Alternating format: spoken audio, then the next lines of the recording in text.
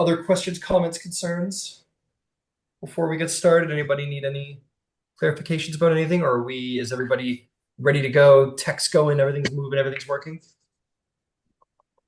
Okay, Yeah, sounds like I'm a yes. set. Sounds like a yes. Cool. Okay. We're gonna do this. Ah, everything's fine. Everything's fine. Everything's fine. Okay, I'm gonna start moving things in the right direction. Let's see. I'm gonna be screen sharing momentarily. I'm just getting my sounds ready to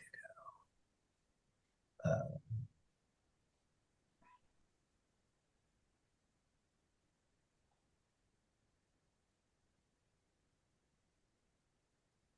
Okay, almost there.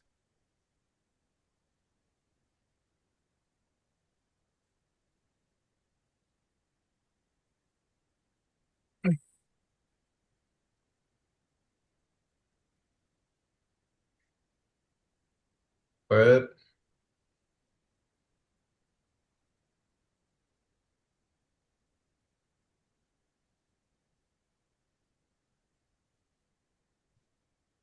beauty. Okay, we are good to go. Screen share's coming on. I'm gonna be screen sharing uniquely roll 20 actually um today. And probably for most of this campaign. I will maybe swap here and there for certain visual purposes, but this is what we will be doing to keep things. Okay, let's get started.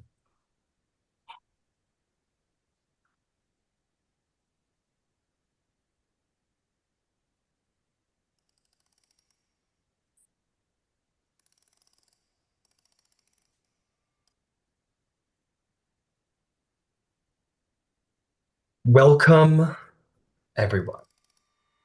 There has been much carnage in the world of Eberron as of late. There have been some 100 years of war, the last war, as people have so boldly decided to call it. Um, but those who understand the world in a deeper way, more than the everyman, such as perhaps certain individuals we meet tonight, might understand how naive indeed that statement is.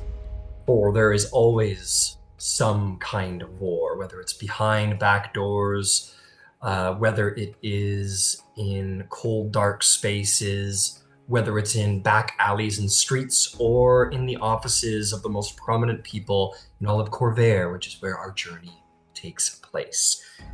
There are many tales of heroes delving into the depths of dragon ruins and slaying mighty beasts. There's tales of heroes who have overthrown tyrants and tyrannies.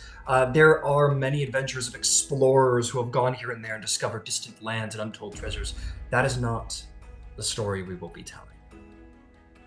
We will be telling a story about more subtle individuals, the people who make Eberron go, not the people that the everyman venerates, but the people who sometimes the everyman tends to hate, the people with money in their pockets, power at their side, and frankly, people who keep the world moving in the right direction. The movers, the shakers, people who make deals behind closed doors. It is these people that we will be moving into, those with great wealth and resources, names and titles, and connections all through Corvair. It is a tense time in Corvair. It is a deep. It is like a sleeping dragon, or perhaps even a powder keg light yet to be lit.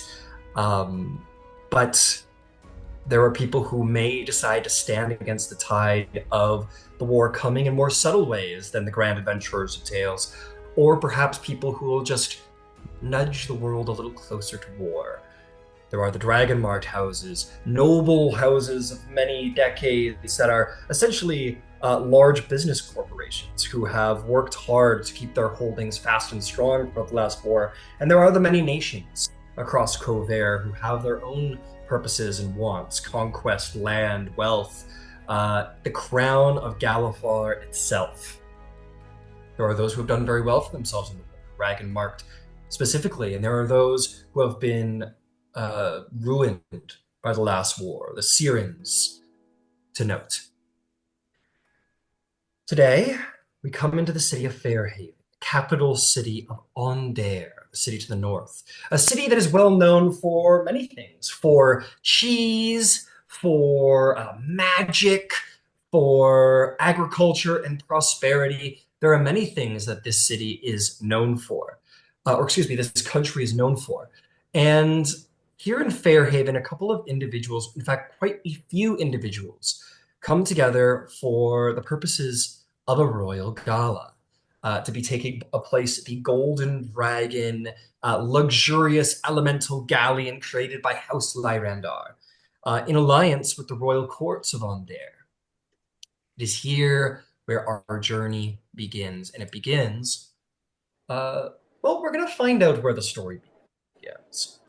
I'm gonna roll a dice, and we're gonna see whose story begins first. Now, as I pick, um, it is entirely up to all of you if uh, your journey begins now or later. If you want to go earlier or last, if you'd rather start your journey aboard the ship, if you start your journey um, at the docks, these are all your decisions where your journey begins, who you're with.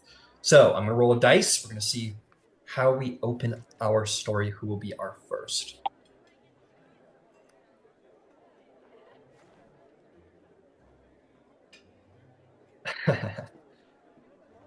So, so everybody is coming to this gala through various means, whether it be the lightning rail, whether it be by more exorbitant means, maybe by more normal means, such as ship passage.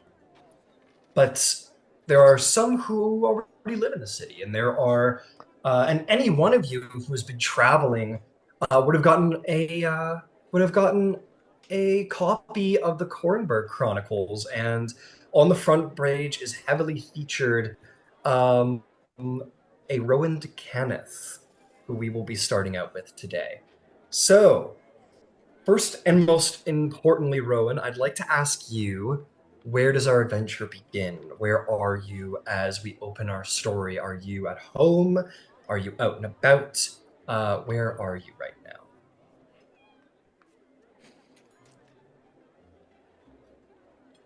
Getting changed? Is it Going? is it is it the is it the day of the gala, or It is the day of the gala. is it any particular time? Um, It's getting late. There are, you know, precious few hours before you're expected aboard. well, if we're in the hours before, like right before we're getting aboard, then she's getting ready. You've seen her gown? Do you have any idea how long it takes to get into a Okay. gown like that? That's a Mhm. 6 hour hair, and like she's been getting ready. Yeah, It takes a lot of work to look like that. So yeah, she's getting absolutely. ready. It makes sense. Okay. So We start our journey. Oh, please. depending on where in the day that was, if there's like 2 or 3 hours, maybe she's with general people who are helping her get ready or whatnot. Uh, Got it. yeah. I will say, for the sake of the grand reveal of this grand outfit, why don't we say that you're sort of in the process of like maybe makeup, maybe making final touches or what have you. You're not fully in outfit yet. Maybe just before the time maybe your makeup just got finished and you're moments away from being shoved inside of this most finely made dress. Why don't you describe for us what you look like, Rowan, as your makeup is finished and your face is made up? uh, so Rowan is a kind of a classic beauty, you know. She's probably about 5'6", 5'7", maybe 145 pounds. Like she's not overly athletic looking. She's tall. She's not really willowy. Uh, but she's striking. She has piercing green eyes that are a little maybe look a little too big for her face. That's something that's common among the people in her family. She's got uh, light brown hair that's kind of highlighted throughout, looks like it was just sort of naturally sun kissed, but it's almost the same color as her olive complexion. Uh, so if anyone follows like beauty standards, her look would be very low contrast. Like the change between her hair and her face and her eyes are not all that much. Um, High cheekbones. She would current long neck. She would currently be in a robe, probably that was silk that was went down to her ankles as she's getting her hair and makeup done because the dress would be the last thing to come on. Um, and until she has her nails on, she's probably spending a few moments writing in a journal and playing with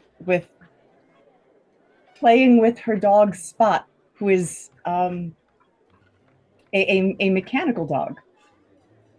He's a mechanical robotic dog. Incredible. Fantastic. And you sit inside of what would be sort of a lady's boudoir, or perhaps a study, your room, um, uh, one of the above.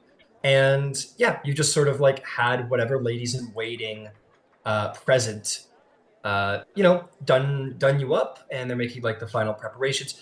Um, you know what? Let's do. We don't want to reveal. This is a game of secrets, so we're not going to reveal all the secrets because the inside mind of an individual might be very well described by where they live, and in order to earn that secret, one must visit and one must gain entry. But nonetheless, so we will say that you are sort of moving into, sort of a dressing room of such within the estate, and indeed, Rowan, you live in a lovely, lovely estate, one of the probably one of the nicer estates in the city and one of the high districts. You have many ladies in waiting. It is a rather large house. It gives a little bit of maybe not stylistically, but the sort of like size of the place is a little sort of Beauty and the Beast, where it's this huge, magnificent space and not a ton of people to live in it. Um, High vaulted ceilings, very fine upholstery, beautiful curtains with tall windows that stretch up 2 stories high. You live in a beautiful space, and you're going to hear a little knock at the door. Entrez. Sorry, one more time. Just enter. You are going to see the door opening, and you are going to see who is going to be attending you tonight.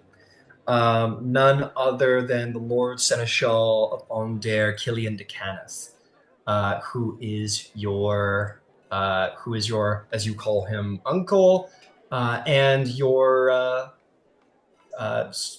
your guardian. There is the Killian handout. He's mostly dressed up. He doesn't have his like overcoat or anything on. He's mostly dressed. He's got his shirt and his tie and his vest, um, his undervest, I guess. His nice pants and whatnot. And he does have his walking stick. He comes in salt and pepper hair, very finely groomed beard and sort of slicked back hair. Um, and he comes in and uh, says, Rowan, I just wanted to check on you. Do you have everything that you need before the gala tonight? I have everything. And the handsomest, apparently, I have the handsomest escort at the whole thing. You look amazing. You are you're kind to say so, but I I'm sure that I'm sure that is not true for a man of my age. But how incredible you're coming out into society for the first time. Are you prepared for everything that that means? I am. Good, good. Glad to see. It's no nerves, it seems. We will be meeting the royal family of Ontaire and many very important individuals. It'll be quite a show. There's no shame in being a little nervous. It is not about me though, right? Like it is a great thing we are doing, and I am there with you. I may be a little nervous. Good. That means you care. Nerves mean that you care. And you should. This is a big event for anyone, especially. So, I'll be sure to keep close and introduce you to the people needed to visit or to to introduce to. By the way, the I wanted to let you know the uh, the chief engineer of House de Caneth that helped Lyrandor build the Golden Dragon will be there this evening. I'm told that he's been asking around about you. Oh, hmm, You made a splash with your newspaper article. that was nice. It would have been nice if they mentioned my fashion, but they will find out tonight. Well, I'm sure you'll. I'm sure there will be means to comment on that after tonight. Your, s- your. I hope you don't take offense to me saying so, but I think your clear skill at dress is was perhaps secondary to the events that you endured.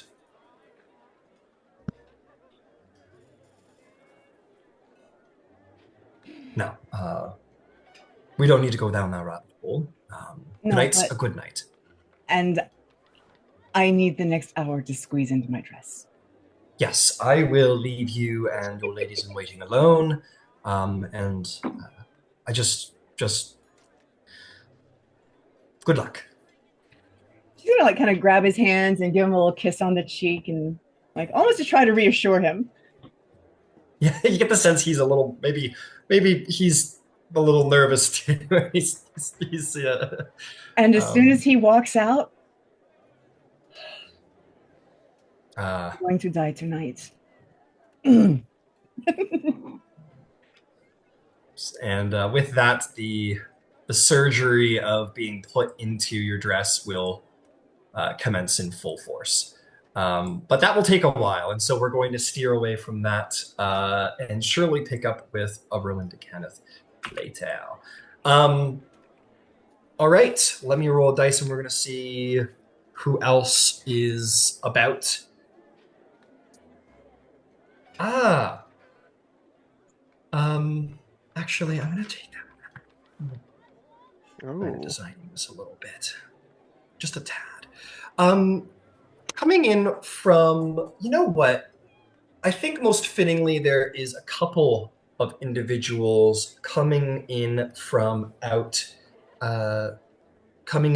out west, and so in that regard, as we are moving into that stage, here we are.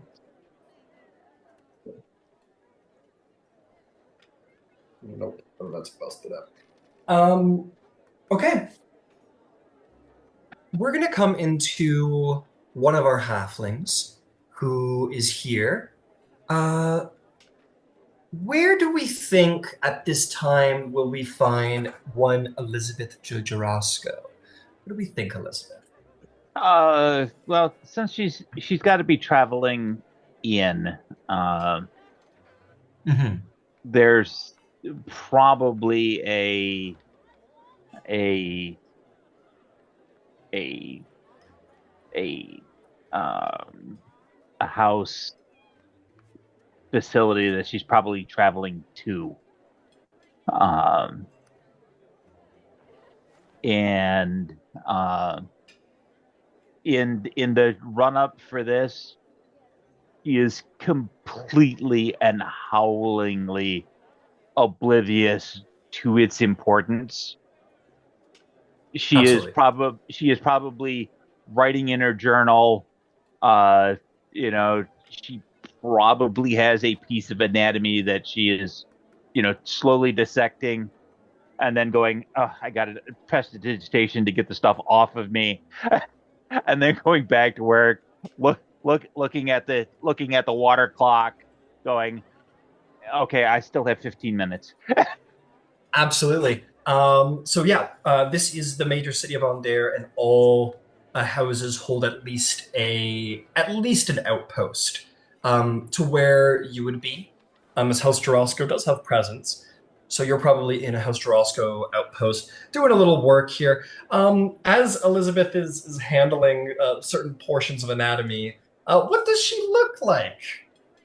Uh, well, she comes up to the below the waist on most people. He doesn't even hit, you know, 3'6", uh, Right. height wise. She's very tiny. She's also very very slim for a halfling. A little angular and severe. Uh, Black hair, fair skin, blue eyes. Uh, she's not unattractive, but she's severe, and she doesn't do anything to do herself any favors. Nothing whatsoever.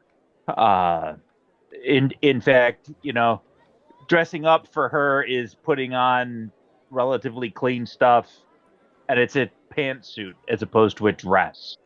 Right. Um, you know, she's her for her idea of high fashion function is actually including like earrings and a necklace. Fair That's enough. Okay, absolutely. So you're working away in one of these like back surgeries. You're like, oh, there was a surgery open today. Hell yeah. Did a little work, and you're just bone sawing away. You're in your element. You are going to see who you really just met a couple of days ago.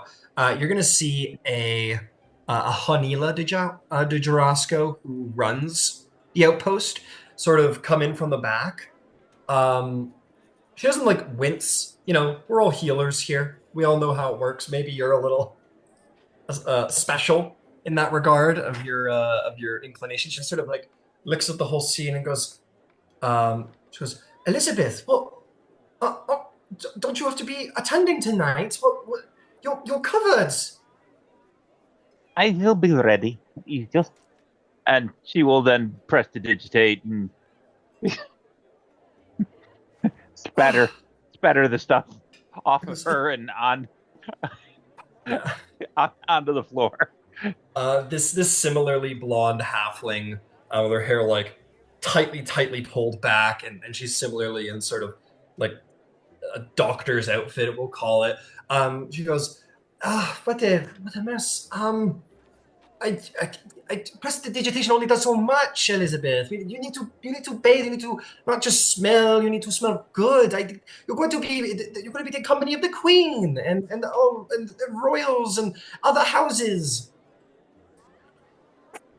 You will be all right. Uh, they, I had a bath done for you. Use it if you wish or not.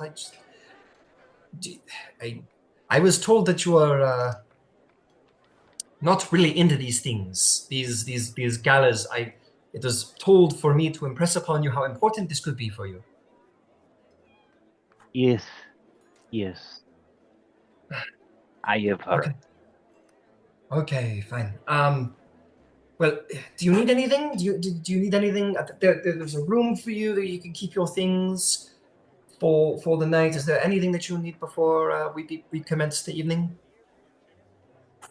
I It should not take me very long to get dressed. I will be ready on time. Okay, and if you could, okay, fine. And she'll she'll sort of storm out a little bit, and as you complete and you go to get yourself dressed, you're going to wander into the main room where you will see who has accompanied you.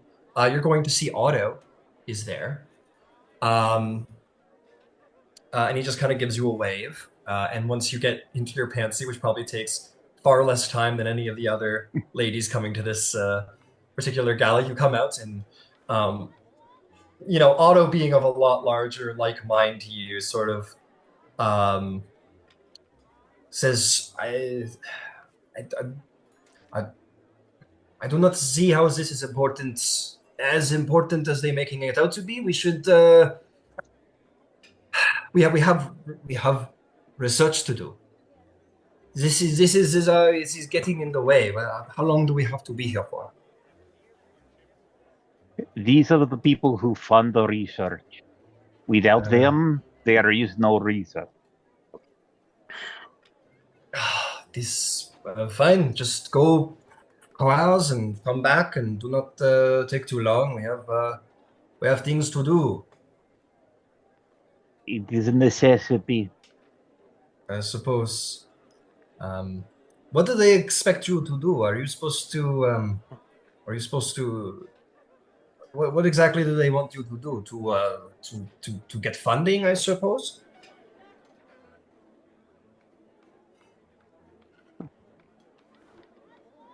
I am of the impression that it is supposed to be an opportunity to make myself known to people with interest in our research. Well, have fun. I will be here just waiting for you to finish this silliness, and then we can get back to work. Proper work. Okay. Just kind of frustrated, probably similarly frustrated as you are, just kind of wanders away. And yeah, your chariot would wait. Is there anything that Elizabeth has to do here in the outpost or abroad before going to this gala? I don't believe so. She's, No. she is going to go with her surgeon's bag because she doesn't go without it anywhere. Some Fair people enough. some people carry a purse. She carries a bag full of medical nonsense. Absolutely. And you will, yeah, you'll wander along with that. You get a little look as you're like going, like working at the sort of reception area. You see some people here in Fairhaven here, like waiting to get healed. You see this like older man, like with a cough, and he clearly has his like in like probably like a permanent brace, probably a veteran of the last war, sort of coughing and waiting his turn to go see one of the members of Jurosco. And as you're going out with your doctor's bag in your pants, you get like a look from Hanila, who's sort of like, ugh, like kind of that kind of straight beyond. And that's all there is to it. Um, but yeah, with that, we'll pop out of that as you begin to head make your way there. We are going to get one last person who's going to be in town. Okay, I'm getting uh, probably the most unusual sight on the streets. A rather diabolical looking individual where people certainly get out of the way. As you're skulking, what do you think, Cross? Where are you right now? Where are you, here or there? Are you already at the ship? Are you doing something very important in town? Where is Cross in Fairhaven? I kind of think Cross is mostly staying out of sight, or at least staying within Orgev's kind of eyesight, really. Staying within view of Orgev rather than like going off on their own. So just so you know, he is not here. That's why he has sent you. Oh yeah, of course. Yeah. He's Okay, a busy in guy. that case, I think I would probably prefer it if crosses started like in the gala itself as opposed to in the streets of Fairhaven. Okay, then if it's all right with you, we'll come back. Or you know what? It's fine. We'll stick with you. We'll stick with you. So we are going to say in this moment, you are at the airship docks, which are these like large Yeah. docking towers that sit in the middle of the cities. And you are walking up to the gangplank where you do see the royal guard of Ondair stops you, um, and sort of says, "Halt, please sign the guest book so we know you're on the list."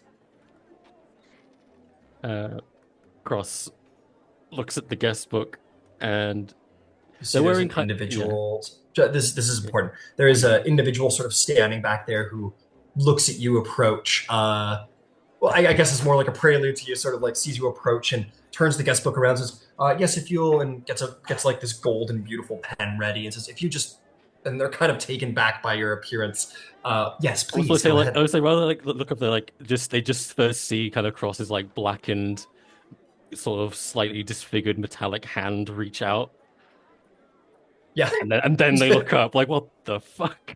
yeah, pretty much. They're like, and sort of hand you the gold pen haphazardly as you're not what anyone's probably expecting to see tonight. What do you look like, Cross? So Cross is sort of wearing quite a sort of long green overcoat with a waistcoat underneath it that kind of goes down to their feet, and it has a shoulder cape so that kind of covers the right side of their body, and it has like these sort of like a lot of sort of metallic ornaments that suggest sort of a slightly military kind of ideal, and kind of most possibly intimidating is they have sort of very elaborate face covering with similar adornments that hides pretty much all of their face save for this one glowing red sort of eye, like a robotic eye. All in all, quite a sort of almost very intimidating, frightening kind of vision, really. Absolutely. Yep, hands you this gorgeous golden pen. It says, "Yes, please sign your full." Wrong accent. It says, "Yes, please sign your full name here." This woman who's actually dressed very, very nice, classic Ondarian styles and colors. Says, "Yes, please sign your name in the guest book, and the enchantment should allow you to pass if you're on the guest book or if you're on the guest list." Very well. And Cross signs it with Cross and waits expectantly. She shudders a little bit and says, "Very good. Please just find your way up the gangplank and onto the ship. You're one of our first guests. I'm not French. I don't know why I keep turning into a French person. Right this way." And we'll just sort of gesture that you're welcome to pass and give a little nod to the guard. You'll see that your mark that you've made, there is a little sort of there's like just the slightest little glitter of magic, very much like a um, it's almost like a little divining arcane that sort of goes off and just kind of dissipates immediately. The guards sort of uncross their halberds for you. I will say it's quite funny just because Cross is like 6'4", so he's not like broad because he's had a lot of the metalwork's kind of gone, so he's quite slim for a Warforged, but he's still extremely tall. And they kind of walk by, and they're not like there's a slight imbalance to the way they walk because one of their feet isn't quite as healthy as the other. So even as they sort of head up the gangway, like there's just a slight, not quite a limp, but there's a certain imbalance to the way they move. It And it just gives full clunks. Jack the Ripper. Yeah. And just a Yeah, clunk. absolutely you clunk your way up the gangplank. You make your way in, and there is no stopping you as you travel up there. Um, uh, as a quick side note for the whole group, if anyone cares about today's date, it is the first of Zarentir. It is the first of Zarentir, 998 YK. It is 4 years post the Day of Mourning and 2 years post the signing of the Treaty of Throne, the peace treaty that ended. Just so everybody knows. Would you repeat the year, please? Yes, it is 998. So the 998. first of, that's right. So the first of Zarentier, 998 YK. I don't know what day it is. I don't know if it's Mon or Zon or whatever that is, but I can find out if anyone cares. Um, You could also okay, make it up, and I bet no one would know. that's true. That is also true. 2 years since But Thronehold, correct? Treaty? 2 years since the signing of the Treaty of Thronehold. That Yeah, ended that's the war, yes. Cool. Okay, Cross, you get on to this big, beautiful ship. In fact, I'm actually going to change the image so we can see the gorgeous new luxury elemental galleon that is the Golden Dragon. You stand upon its deck and see this. Usually, elemental galleons have like a ring of flame of various colors around it to propel it forward. This one is definitely advanced and big and beautiful. The light woods almost make it appear like indeed it is made of gold. Various lights shine from port windows on the bottom decks, and it has many. Frankly, you're not sure if they actually have use or if they're for design or not, but many long lengths of canvas up high to catch the wind, with a beautiful gold dragon mast right at the front, or sorry, figurehead right at the front. And as you step onto the main deck, it does indeed seem that you're one of the first people here. You are going to notice that there's a couple of individuals of import who are buzzing around. Um, the first person who approaches you is this beautiful half elf woman. She does bear a very clear symbol of the Mark of Storms. She has uh, long blonde hair, curly blonde hair, green eyes. She is dressed well, but dressed utilitarian. And she approaches you to say, "Welcome aboard the Gold Dragon. I am First Mate Mazia de Larandor. Please feel free if you have any requests or needs of the staff. Feel free to find me, or you can also, of course, if there is any security matters, you can find Captain Theron Iralik, who should be just right over there. You see this warrior walking again on dare colors, heavy plate, black hair, and a very intense look to his eye. Handouts are coming out for all these individuals that I'm mentioning so we can keep up with them. Says, but please feel free to let me know if there's anything you require.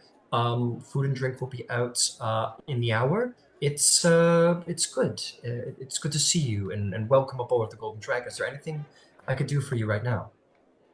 Um, Presently, I'd just like to familiarize myself with the ship, but thank you for being so attentive. Of course. Again, let me know if there's anything that you need. And she will wander off to go talk to some staff members. You see her conversing with this half-orc individual off to the side who's pulling on ropes rather roughly and kind of stops some form of bosun. Is there anything you'd like to do or anywhere you'd like to go, Cross? I think I just sort of like to make almost like a little tour of the ship on by myself to familiarize myself with just everything where, if anything should go wrong, exits. Absolutely. Yeah. The for the most part, the main deck is entirely open to you. There are certain crow's nests that you get the sense that is not part of the main party affair. There is an aft deck. There's a fore deck. It is a big, beautiful ship where people are welcome to be above deck. They're also welcome to be on the upper lower decks and the mid deck, which are the lower. The upper lower deck is again, it's like an extension of the gala. It's sort of like an interior space where you see entertainment is happening. Indeed, is already happening. You would see there is this beautiful elven woman who is almost dressed, not as many like gold jewels, but a little belly dancer-esque. She has long, thin black hair, very lithe and gorgeous. And she's sort of like, she isn't fully in the middle of a show right now, but she is like clearly some kind of musical dancer, and she's like moving about the stage. She has a dragon mark on her, and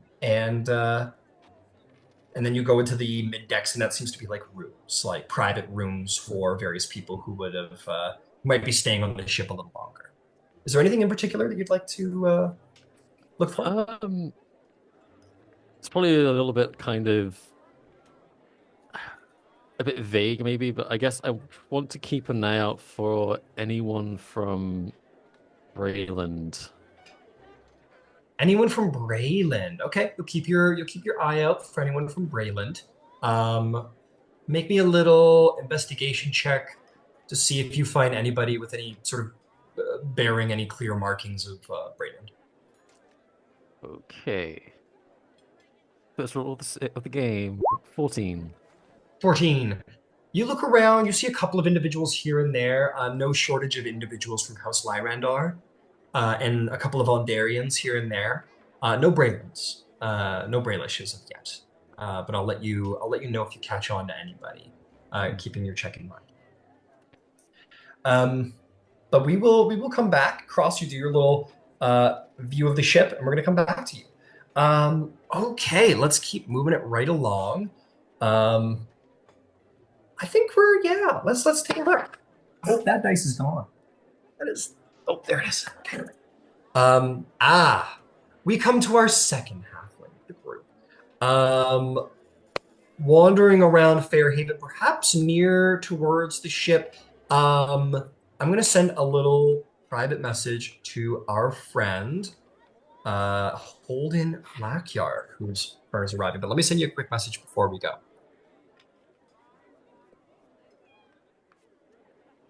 Holden's a halfling? You're muted. Holden. Halfling? I'm not a halfling. You're not a halfling? Oh, my bad. Sorry, I don't know why I thought you were a I was halfling. like, how did I miss that? No, he's human. Went right under my nose at 3 feet tall. Yeah. Sorry about that. I was Jokes sitting will there get and you I was like- amputated. I was like, really? I didn't know there was another halfling. My apologies. It's a good thing that you brought it up because it's a good thing that you sent me art because I had a halfling going for Holden. My bad. I don't know why I thought you were a halfling. It might be the class. It's the little Maybe, guy. maybe. Yeah. All right, Holden. So, Oh, okay. where are you right now? What are you doing? Maybe hanging around with your buddy, maybe near the ship. What are you doing? Yeah. I would say that let's see, I would say that probably he is finishing up a drink in a local tavern, um, and probably just getting ready to part ways with a few comrades. All Um, right. Getting ready to pay his tab and probably making his way out the door. Got it. I want to read the message. Yeah, message your way. Your buddies will pay your tab. And they kind of pat you on the back and sort of smirk and say, have fun, essentially. Yeah.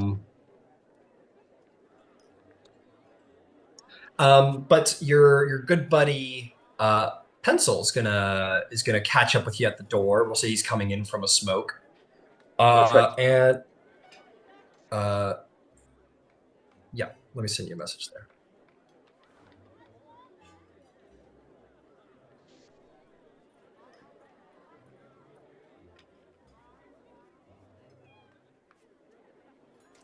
Oh, okay. He catches up. He says, Holden, it's good to see you. So you ready for the big night? I am. Yeah. This isn't necessarily my type of party, but time to step it up a little bit and give it a go. Right? Well, what kind of? I guess hanging around taverns and drinking with pirates and such more your speed. But I mean, it's not every day you get to dine with the fanciest lot of the lout, huh? Absolutely. I'm sure the landscape will be absolutely stunning. Right. See if I can't do my best to fit in. All right, don't get too fancy. Remember who got you here. Oh, I'm sure. Not only will I not forget, doubt that they're going to let me. All right. Well, look, hey, you need anything? You need anything before you go? I don't believe I do. I think I have exactly what I need, and he gives him a little punch on the arm, and he says, "Thank you very much for the. I was glad to hear from you. And I don't want to say it's nice to be back in Fairhaven, but it should be interesting at the very least." Right, right. That's it's a fair point. Well, I'll be once the party is done, me and you, we'll be right here, huh? Uh, Pestle, that might just be the case. I'm sure that I will definitely be calling on you again soon. I do hope that we can, to some degree, pick up where we left off. I have a little something different in mind this time. I'm thinking maybe we up the ante a little. Oh, really? You're going big leagues, huh? This is That's what this is all about, I think. Um, there are two ways to go about it, and I chose to take a step. It's been what's it been? 4 years now. Suppose it's time to fish in a bigger pond. Right, right. Gonna leave all these garden parties behind, huh? Absolutely, I'm a little garden partied out. But I think you were very helpful at a certain time in my life. Maybe I can pay that back to something. Well, all right. Well, hopefully I'll see you around and, you know, call this place your home. I'll certainly be here at home, and yeah, we'll catch up with you later, I Oh, guess. actually, one other thing. Um, After this party tonight, there's the possibility I might like to see you immediately after. It might be nice to be seen, if you catch my drift. Mm. Oh, I always Any, catch you, Jeff. could you tell me where I might be able to find? All right, Let's nice to say, be. I see. Well, you know what? Listen, you know my nickname. I'm your bird. We'll always be around here, right? all right, keep your eyes on the tavern signs then. And I'll see you That's soon. right. Yeah, I'll see you soon. See you soon. Good luck. And he'll just give you another pat on the shoulder, and we'll head back over to Old Lads, and you're off to the races, my friend. And as you step out, we will say that you are in a tavern none too far from the airship station itself. Do you think it's time? Do you think it's time you head over to the party, or are we gonna we'll handle that in a minute? Yeah, no, might as well. Seems like we're all set. Fantastic. Um, okay, you're all dressed and ready to go. I want you to do me a little favor. Maybe just like a little. Actually, I'll send you privately what the check is, Yep. and I'd like you to roll it for me. And let me know what you get. Okay, I'll roll privacy.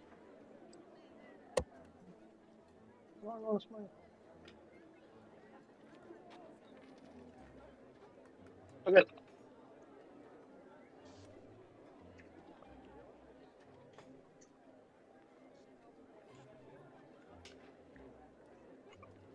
Right. Say it out loud if you want. Oh, 25. Probably do the job. Turn out hot. Okay, you head up and over to very heavily guarded, um, this heavily guarded tower, the airship tower. You make your way up You're definitely going to be pat down, and that's a no for all of you. There's obviously no weapons or anything allowed aboard this ship because, of course, duh. And I don't expect many of you will have places to keep those things, except perhaps with the Elizabeth who's bringing her entire toolkit. But yeah, so you're told to sort of halt at as you get to the bridge. Says, do you have any weapons, arms, arcane focuses, anything on you that we should be aware of? And Holder has a particular way of talking that I might not always remember to do, and probably for saving time, it'd be best if I didn't. But there's a slight pause at the beginning of everything, uh, of all of his responses that always seems a little strange to people. Like they're not sure if they're supposed to see something else or he's going to respond at all, or it's just like a weirdly long pause before everything he says. So anyway, that will happen. Um, and he will have before this, I should have said, he would have been wearing sort of a Yeah, please. dull, like not sort of a dull, like nondescript overcoat previously when he was in the tavern and talking to Pestle, that he would have handed off to Pestle if he was going directly to the airship, so that now he's in his actual gala regalia. Um, and he would say after his little pause, of course, he would say, put his hands up happily, like, absolutely, so please go ahead. Feel free to check. I've got nothing on me but this fine invitation. Goes. He'll pat you down, leg, everything. Go, yep, all right. And indeed, if you have no weapons on you, or anything of the like, they'll be happy and say, all right, just make your way over to the guest book to sign it, to make your mark, sign your name, and that should allow you past the enchantments to like get you on board. Yes, Cross. Hang on. Does my holy symbol count as a weapon? I mean, I'm a They'd priest. let you pass with your holy symbol as a Okay. symbol of your faith. Yeah.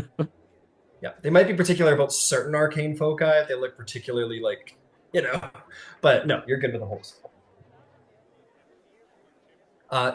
So Holden, you walk over, you see again this beautiful woman, dressed in like a gala's gown or whatever. She sees you approach and smiles brightly and says, "Good evening, sir. Here," and he will hand you a beautiful golden pen and push the book over where you'll see a number of people have made their marks, and say, "Please make your mark. Write down your full name, and if your name is on the guest list, then you'll be allowed passage in." Oh, well, hello there. Thank you very much. I will take that. And very legibly write out Holden Lackey. There's a little. Spin it back towards it with a little bit of a flourish. Oh yeah. There's a little tiny sparkle of divine magic. She says, "Excellent, sir. Please write up the game plank, and we'll have a great time." Oh, that is a very handy book. And he'll make his way up the gangplank into the airship. All right, you make your way up the gangplank. You will see the same thing that Cross has seen, the beautiful golden dragon ship before you. You will similarly be approached by the first mate, who says, "Good evening, I am Mazia de Larandar. I am first mate aboard this ship. If you require anything of the staff, please let me know. Drinks and food will be served very soon. You're a little early. And if you require anything to do with security, feel free to go bug Captain Theron Ear Relic just over there. He's in charge of the Royal Guard tonight. Have an excellent time." Very nice. Thank you very much. Could you show me to the drinks? Of course, right over here. And she'll walk with you and says, she'll just kind of walk you over. Yeah. She doesn't chat you up as much as maybe you would expect. You get the sense that this is like she's here strictly on business and she's not here to gossip as much as probably everyone else will be. Right. But she gestures to the drink and sort of charcuterie snacky table and says, it's an open bar, and there's plenty to drink and eat, champagne and the like. So feel free. Thank you. I very much appreciate the escort across. I'm sure you're very busy tonight. Have a wonderful evening. Well, thank you, sir. Have a good evening. And she'll wander away. We're gonna get everybody on the ship before we start meeting people. I'm gonna get everybody aboard. Okay, so next, we're running out of people to put on this ship. Okay, um, wherever you wander, you turn eyes as there's a certain monstrousness to your appearance, Zali, as you wander through Fairhaven. Where is Zali at this time? Is she boarding the ship? Is she doing something in Fairhaven? Where do we find Zali at the start? Yeah, so I think Zali has effectively walked from Greywall to Rote to get to a lightning rail, to ride it to Fairhaven, to board a ship. And in the process, Ander is known for wine and pastries and its sweets and its bakeries. She has absolutely made a detour on one of her rare stops this deep into like the cradle of civilization to hit up a bakery before boarding. Absolutely. You're served a cheese like you get like a cheese Danish and a raspberry Danish and like a butter tart and like these all these little like treats and sweet goods that you just like never laid eyes upon. Never has your nose smelt such luxury. Yeah, and as she accepts like this cake box size thing of various pastries and baked goods, Zali is about an inch or so over 6 feet tall and built broadly. She is a half orc, leaning more on the orcish side than the human side. Long limbed, dark haired, about shoulder length, harsh features like a strongly hooked, almost like aquiline nose. She is dragon marked. The mark of finding is quite plainly manifested directly on the right side of her face. And there are also visible scars across like her cheek and the side of her neck and whatever there's bare skin along her arms. She's been around the block and gotten into a few scrapes of trouble here and there. But she is currently showing a bit of tusk as she's beaming over the treats and slipping out of the bakery and making haste. She is probably going to have to find somewhere to get changed before boarding, I imagine. Absolutely. Yeah. Sorry. I guess she just got in today and is probably still in her road leathers and gear. Yeah, absolutely. You've stepped out of the lightning rail station. You found the Starbucks in the lightning rail station, and now you're like, wait a second, filling up on cake pops and have to get ready for the ball. Yeah, exactly. Yeah, easy enough. I'll say that you were lucky enough to receive like enough of a little bit of a fund here. But we're not going to worry too much about gold at this time. You all have enough to, and that's worth pointing out there. Everybody except Elizabeth sounds like they are in possession of fine clothing at this time, and they can add that to their inventory. Elizabeth, maybe yours is.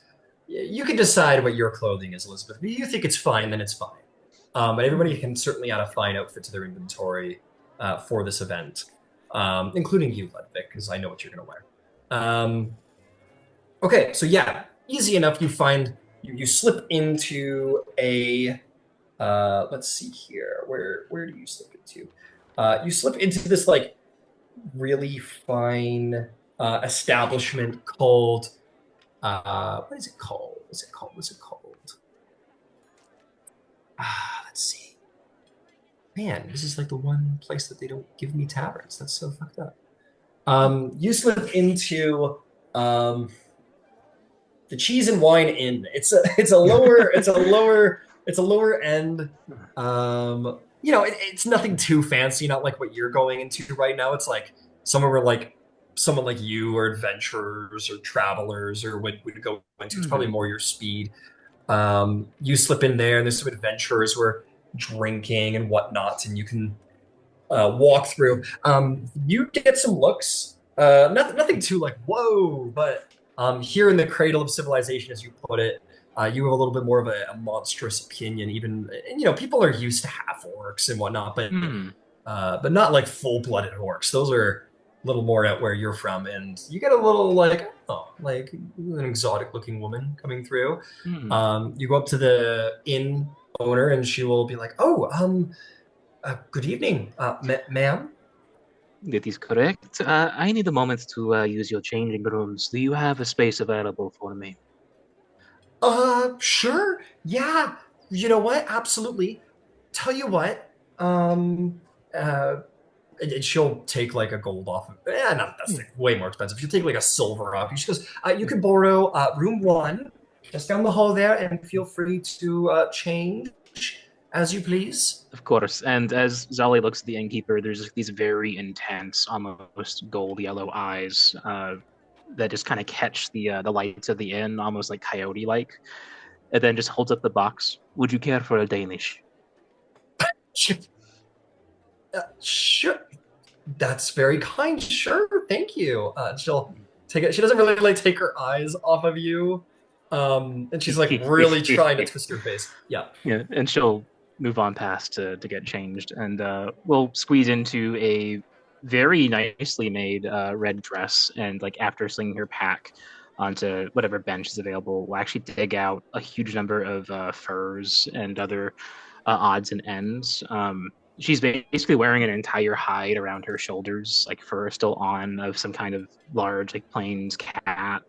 Um, and has like a very high necklace of bone wrapped in gold that like lets down into a wreath of like claws around her shoulders. Um, you step out. A number of some tunes change around the bars. A couple of people just kind of like watch you go, and you go from a number of dispositions of like, holy shit, that's one crazy monstrous looking lady, to holy shit, that's one monstrous crazy looking lady. As you walk out, you definitely catch some eyes for people who are into that more exotic look, and hey, maybe it makes you feel good. You're not usually all dressed to the Yeah, nines. Yeah. yeah, and she's heading Um, over towards the airship finally to board and with some trepidation get this shit underway. Absolutely. As you do so, as you're wandering up the stairs, uh, oh, you're lucky. The dice like you. Oh, Um, who are you gonna see? Who's coming with you? Um, yeah, you're going to begin moving up the stairs. And you're like trying to like get up the stairs in this tight dress that's hard to walk in. And you're approached by this gentleman with dark skin. He very much has the look of a man who has done his best to look presentable for this galley, but there's no denying this sort of like wilder look about him with sort of a serious look in his eye. mhm. And he goes, excuse me, ma'am, do you need some help moving up these stairs? Certainly. To who do I have the pleasure? Yes, allow me to introduce myself. I'm Baron Thornblade. I've been asked to attend, no doubt as a conversation point. Uh, you can make a history check if you want to see if you know who Yeah, sure. Baron Thornblade is. Sounds Uh, cool. History, Handouts out. history. That's a 14. 14. You don't know too much, but you've heard of Baron Thornblade. He's supposed to be this like big time adventurer, who was like, yeah, he's just like in recent years, he's just like done a lot of really cool shit as far as you know up north, like where you are now. Interesting. Yeah, Zolly will crack a broad smile and again flash a little bit of tusk and offer an arm to him. Well, as one part of the sideshow to the other, you are more than welcome. Hmm. And he'll help you up the stairs, and he says, I, I have to admit, I did not expect to see House Thrash here this evening. It was quite a trip to actually get here at all, I will have you know.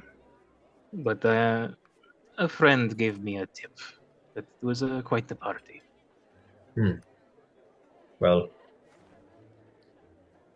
I personally find these events to be more challenging than any Chimera den I've ever gone into. It's like walking on eggshells, really. I take it you do not have much patience for politics then, Mr. Thornblade. I not really. I prefer to be out in the wild, and I expect perhaps similar to maybe what you're accustomed to. Hmm. If you won't mind my saying, you're very lavishly dressed tonight, madam. But I know an authentic hide when I see one, and I would hazard to guess that you are perhaps bearing one of your own kills. A lot of these are mine. Well, I'm honored to meet such an authentic hunter as one might find in House Thrash. Of course, Baron. And honestly, I do not have much patience for the circling of words. Where I am from, things are simply solved in a much simpler orders. There is a pit, you go in, and you get hit. And that is it. Sounds like my kind of place. You would like Greywall. Very well. It's in Darboot. No, Drone, was it? Correct? West of Island.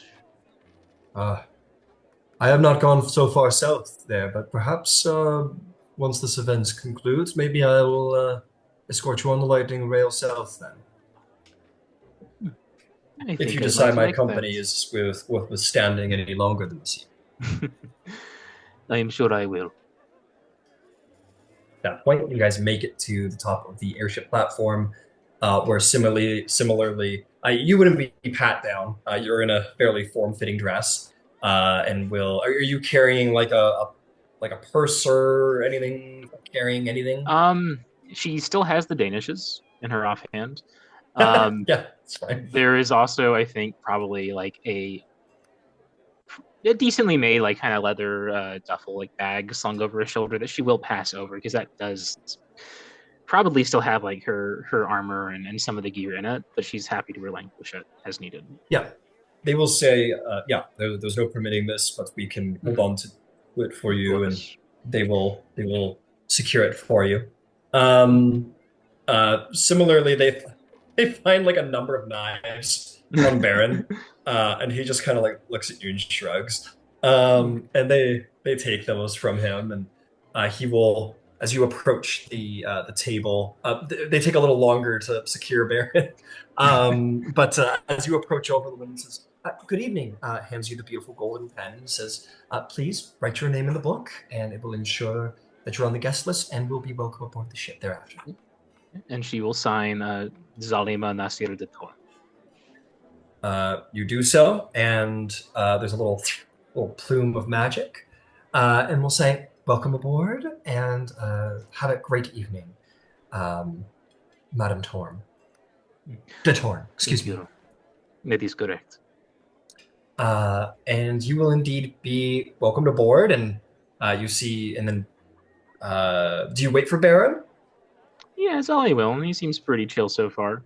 Oh, very nice. Yeah, as he approaches, she hands like a silver pen to him as you're like completing your signature, and he will make a signing, and he'll see that you waited for him, and a little smile will curl across the edge of his lip. And he will take your arm once more, and you'll be escorted onto the ship, where similarly, you will meet with first mate Mazia de Lyrandar, who says, "Welcome aboard the Golden Dragon. Should you require anything, I am first mate Mazia de Lyrandar.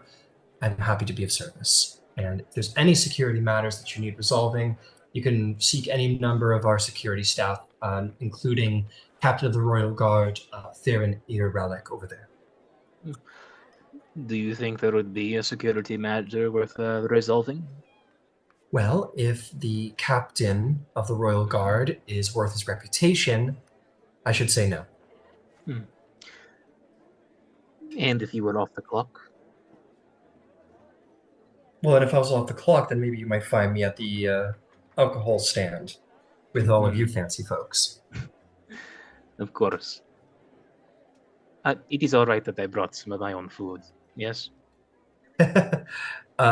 You will have to take that up with the master chef, who is aboard today. But um, I expect he will be keeping himself stifled in the kitchens.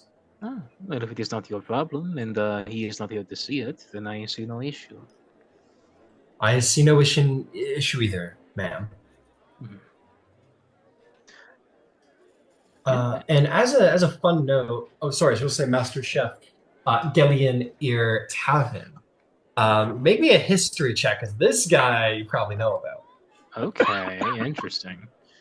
Um. Okay. Just roll my flat d20s. That's a flat 10. But 10, yeah, you've only heard a little bit, but it sounds like you're someone who enjoys nice food. You've Hmm. heard of Master Chef Gillian Irtavin, who is a famous Ondarian chef. He is a goblin, but that hasn't stopped him from being one of Ondar's most foremost chefs, who has served even the royal family and will be doing so again tonight. No. Goblin Ramsey. Goblin Uh, Ramsay, that's right. hell yeah. Zolly will actually look a little excited at this for the first time. And um, be sure to save space. because I would recommend it. You're all very lucky. Have a great evening. And she will return to her duties. And as you enter within the party, we are going to come to the last of our guests. I also have posted Gillian Eartavin's post. Apparently, he's a noble. That's cool. Oh. So, yes, indeed. As we come to our last member, where do we find him in the fine city of Fairhaven? Um, in inside us in a hotel room, not in a somewhat inside a hotel room. There's a broad-shouldered and 6 foot tall man. He has short, dark auburn hair and green eyes, with a scar on his right cheek, and he is putting the finishes touches on his dress, and because he would have been done earlier, but he couldn't figure out what shirts actually wear. Um, they eventually decided on a more formal party noble outfit than what he might normally wear for occasions like this. And it's black and red, it's fancy, but it's unassuming in a way that you might not even that some people might have mistaken him for a butler if it wasn't for a medallion with a noble seal around on his coat. Yep. And now Fantastic. and now he's done, he's done, he just breathes to himself and he just gets ready and heads down to the carriage to get ready for the party. And as he hops in, he's just gonna read the newspaper on the way over.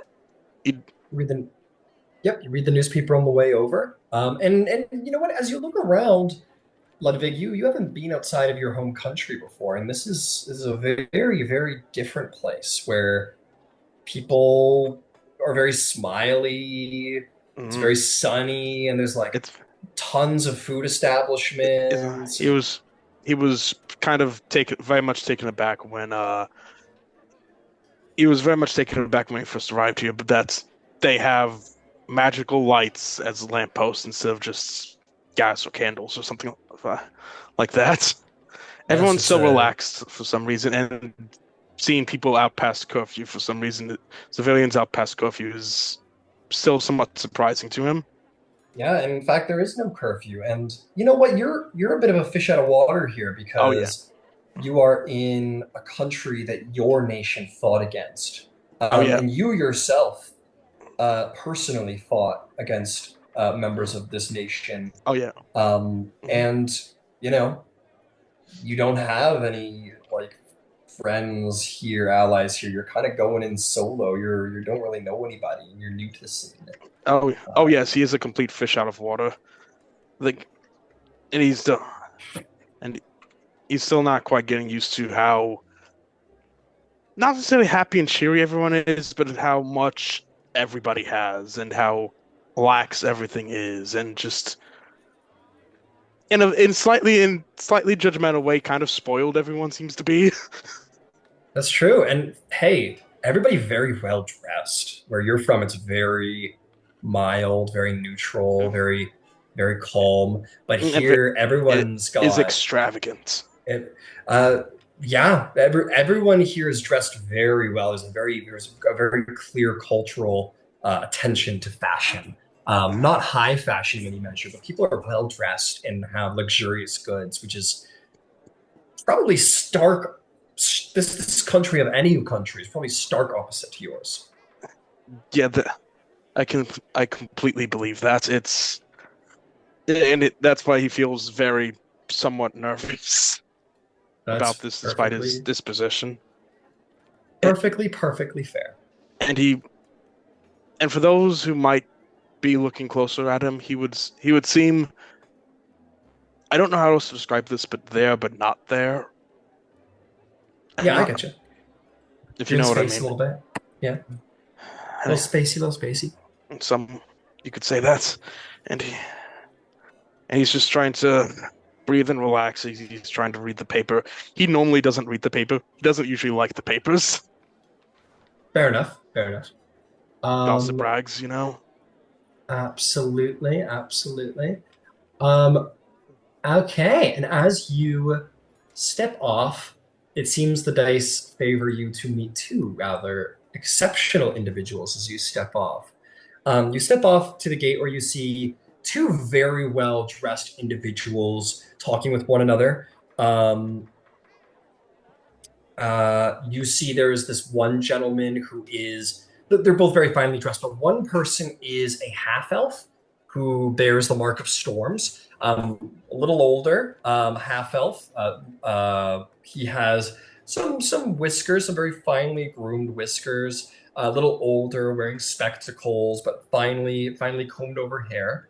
And you see another man who is similarly wearing spectacles, human, middle-aged, and has like very short, buzzed brown hair, and sort of darker, tanny skin.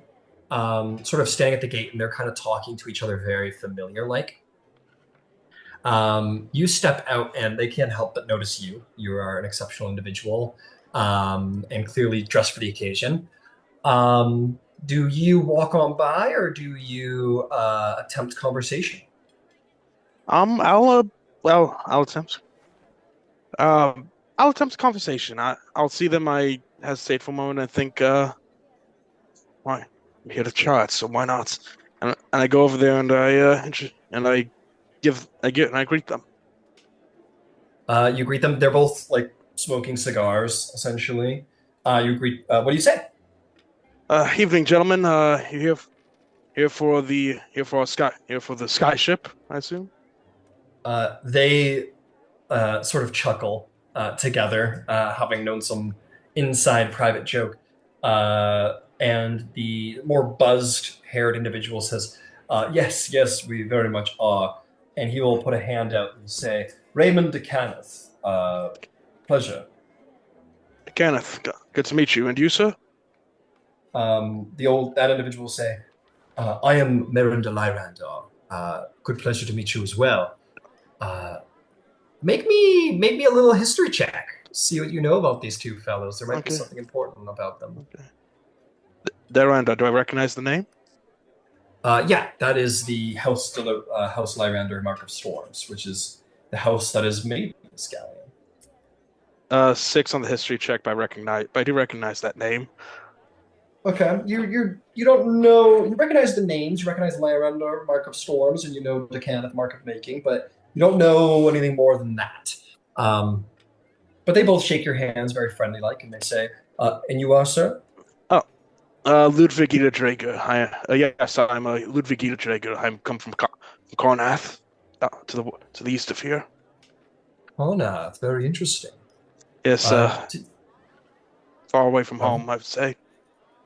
How do you think? I'll say, Marin says, "What do you think of Fairhaven? I imagine it's very different." Very much. It's very bright. I think that's the best word. I think that's the best word I can think of right now. Make a persuasion check. See how you're getting along with these individuals. Okay. 17. 17. They both chuckle at your joke. They both kind of. And Raymond says, "Well, goes well. If you think this is a lot, wait till you get aboard the ship. It's something of a spectacle. Some of what would you say, Marin? Some of our best work, perhaps." Marin would say, he'd say, "Oh, for a luxury ship, it's not something I'm used to, but I'm proud of how it turned out." Yes, we Lord Lorand, I'm special. Yes, this is you. We have you to thank, you and your family to thank for this wonderful evening tonight. Marin will touch Raymond's back of the shoulder. Says, "Indeed, but we could not have, of course, done it without the elemental bindings of Decaneth House." Raymond will sort of give him a little nod and say, "Well, House Caneth is always stands ready to aid House Lygrandor in all of its elemental galleon creating needs." Well, if I have the chance, maybe I might write this back home to Garnath for all we know. Raymond sort of chuckles and says, "Well, if you ask me, you're going to have a hard time prying any of these ships out of the fingers of the Queen. She seems to be rather attached to this Lygrandor deal she has going." Clearly, to be clear, the Queen is the Queen. She will be here tonight, correct? Of course. Right. This is they're here celebrating the wonderful deal they made with your lot, Marin. Of course. Any advice you would, anything I need to know about, so anything she likes, I should be aware of. Any subjects to avoid. Well, the Queen is Marin will say, "Well, the Queen, she's wonderful, very diplomatic, generous. She's a very alluring, very enigmatic to be around. She has great ambitions. If you want to get her ear, you're from Karnath and you see military, just talk about the Karnathian military. Tell them state secrets," and they both kind of laugh. And they say, "Well, we just come. Ludwig, was it? Come, let's get aboard that ship. What do you say?" Yes, Ludwig. Thank you. Ludwig. My apologies. Yes, let's get aboard that ship. Why say? Lovely. How old are these gentlemen again? They're both Marin is a half elf, so you imagine he's past his first century. But So it's pretty young. Well, they live to about 200 years, so he's Okay. about middle aged. He's middle. Okay. He's probably later middle aged for a half elf, so he's probably like in the 150 range, maybe you might have to guess. But Raymond looks a little bit younger. He's probably like 30s. He's somewhere in his 30s, probably getting to be. He's like middle aged. Okay. Both these guys are I think I'm younger than both these guys. I just say yes. My father would have come, but matters at home tied him up. Unfortunately, I came here instead. Marin says, "Your father, who might he be?" Henrique Drager. They look at each other, and Raymond goes, "Well, who's that?" The Lord of Bastion Keep, south of the Cornwood. Marin says, "Oh, you're the son of a warlord. What Yes. authentic Konathian warlord is it?" Yeah. Yes. Yes, the backbone of our nation. Raymond says, "Well, then take it from me. If you want to talk to the Queen and bend her ear, bring up your father's name. You're a noble. Use it." Thank you. Thank you both, gentlemen. Have a wonderful night. Yep. At which point they'll kind of hang back while you make your way through the gate. They'll say, like, "Halt.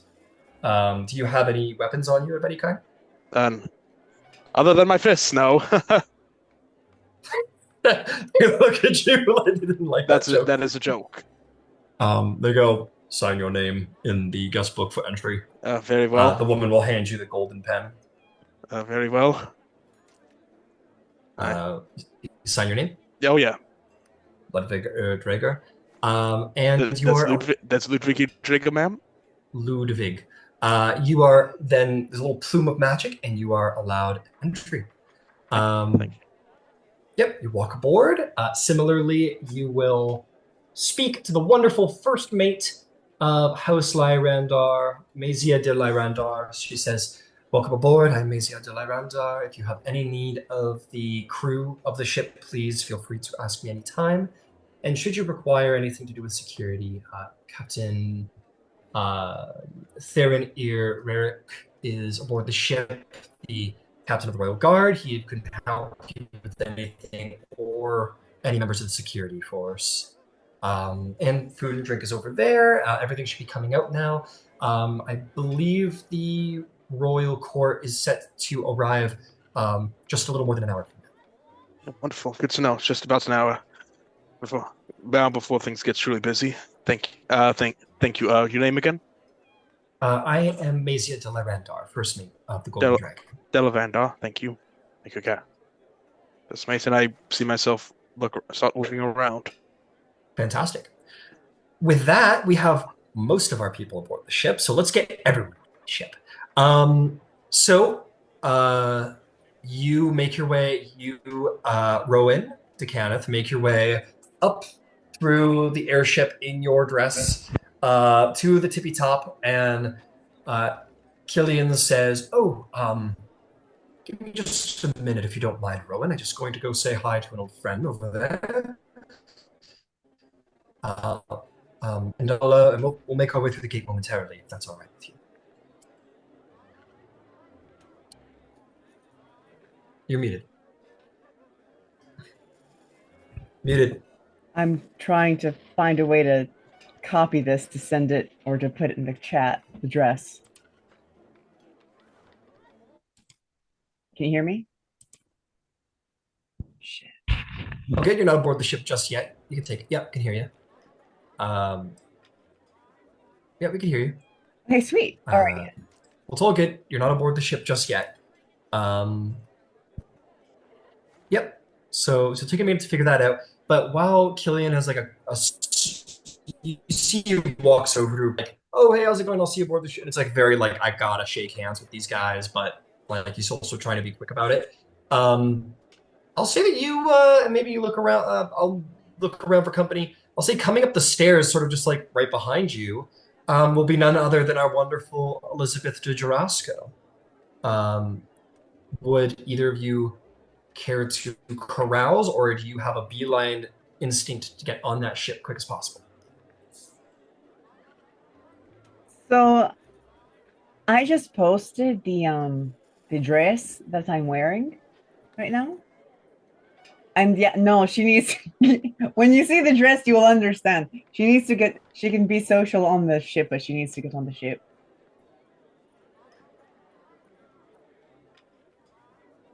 Jesus. Okay. There are some differences. There are some changes when you look at it. There's no corseting. There's none of that.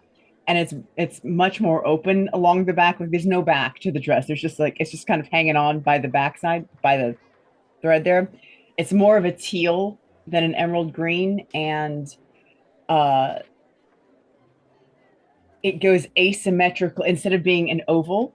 It goes asymmetrically from her right rib cage down across her right rib cage down across her left hip, so kind of asymmetrically across the small of her back and onto her hip. And there's, depending on how you look at the dress, you're not sure if it's a tattoo or if it's the dress, but all of these flowers, some of them are red that almost look like sea anemones. Above the table, if you wanted to look them up, they're a pyrogenic species that only blooms in fire. And then there are woven in with them these purple, almost bell-like little delicate flowers that, again, if you look at them, they only bloom in fire. and it comes from under her rib cage here, down across her back and onto her hip. And it's all of these flowers that make up a dragon. So it's like a floral dragon, and the rest of the dress, and they're in teal, like I said, like a coral teal, purple. That's with red, with dark shading. That's what the tattoo part is. But the rest of the dress is like a teal. Like if you think of that particular blue that's on a mallard, like a mallard duck, or the blue in a peacock's feathers. It's that particular shade with the hat, and the lipstick again matches the hat. So that's the vibe. Very cool. Very, very, very cool. He's clearly okay, been poured into it. Absolutely. So you begin to. I want you to make a performance check to see how we walk in this dress this evening. Do I need to make a Weaver's Tools check since I designed it and created it? Sure, throw that on there too. Is it going to be the same role you want, or you want different roles? Different roles. Being able to walk the dress is different than being able to make the dress. I agree, and I'm here for it. All right, so I have proficiency in Weaver's Tools. Okay, so make me. Yeah, just make the. Let's call it. And it's shift weave. Charisma. It shift the dress itself. The what I use is the shift weave. Got it. I would like to be able to use my artificer's intelligence to make for the. So why don't we call design it? of the gown. So why don't we call it charisma at advantage for the Weaver's Tools, or excuse me, Arcana. Let's make it like an Arcana check because you would have crafted it as a magic item. Love that. That's exactly what I wanted. And if you look at my sheet, I don't know how to equip one thing, so I'm like verbally telling you I am not wearing my armor right now, and that infusion is the shift weave. So I'm just verbally telling you because that's not what my sheet reflects. I'm sorry. Okay, figure that out. It's okay. It's all good. Motherfucker. So that is a nat 20 with at advantage, which is nice because the other one. And I think that's. I think that's pretty fitting for the description. This super, super like intricate, intricately designed dress could be fit for royalty. Absolutely. So you have made this dress. Now let's see if you can walk the dress. Go ahead and make me a performance check, and this will be for the full evening. This is to determine the evening itself.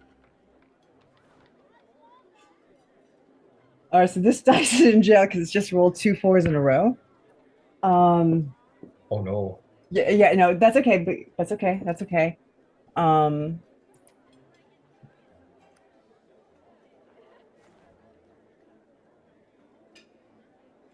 said it was a performance check? That's right. Oh shit. All right.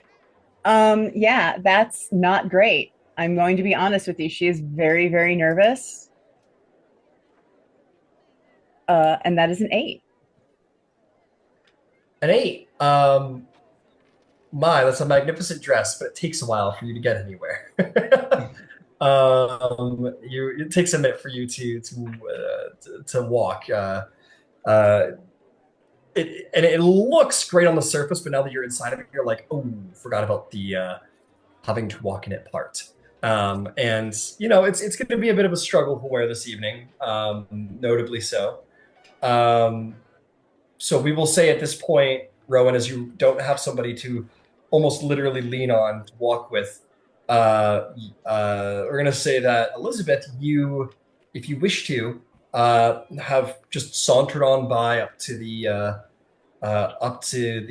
gate if you wish, or if there's something else you'd like to do. I think Elizabeth would spend some time appreciating the views of all the fancy, beautiful people. Mm-hmm. She recognizes beauty. She just doesn't own any. Right. Um, and seeing the lady in teal taking the itsy bitsy tiny mincing steps, letting the line of people kind of stack up behind her, you'll get the eye roll, Nope. Fair enough. Fair and enough. will just kind of make her way along in queue as the queue gets Absolutely. longer and longer because she's probably smaller than most of the people here. That's fair. Very quickly, Rowan, Killian finds his way back to you as you're showing trouble walking. And in the moment that happens, she says, fuck it. And she hits the shift weave because it gives her 5 different outfits. And I've just put her second one, which is a pantsuit.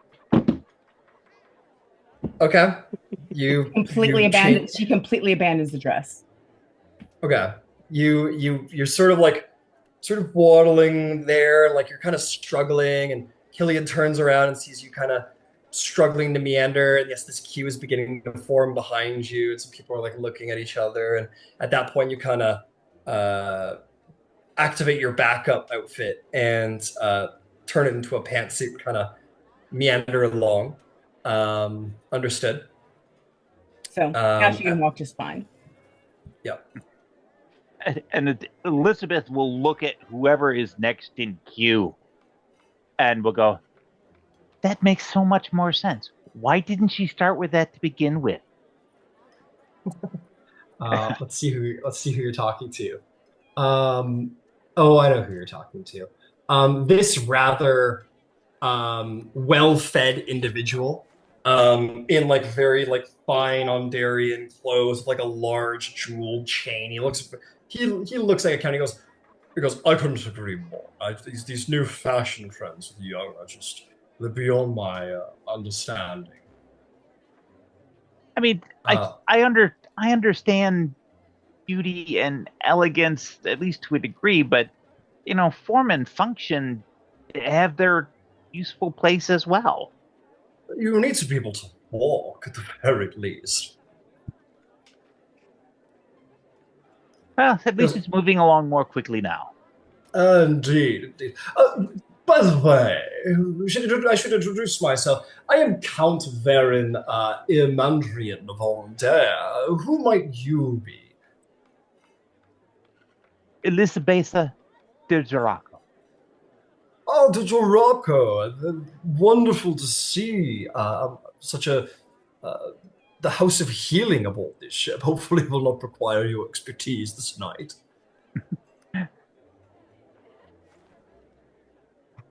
That would be the most ideal.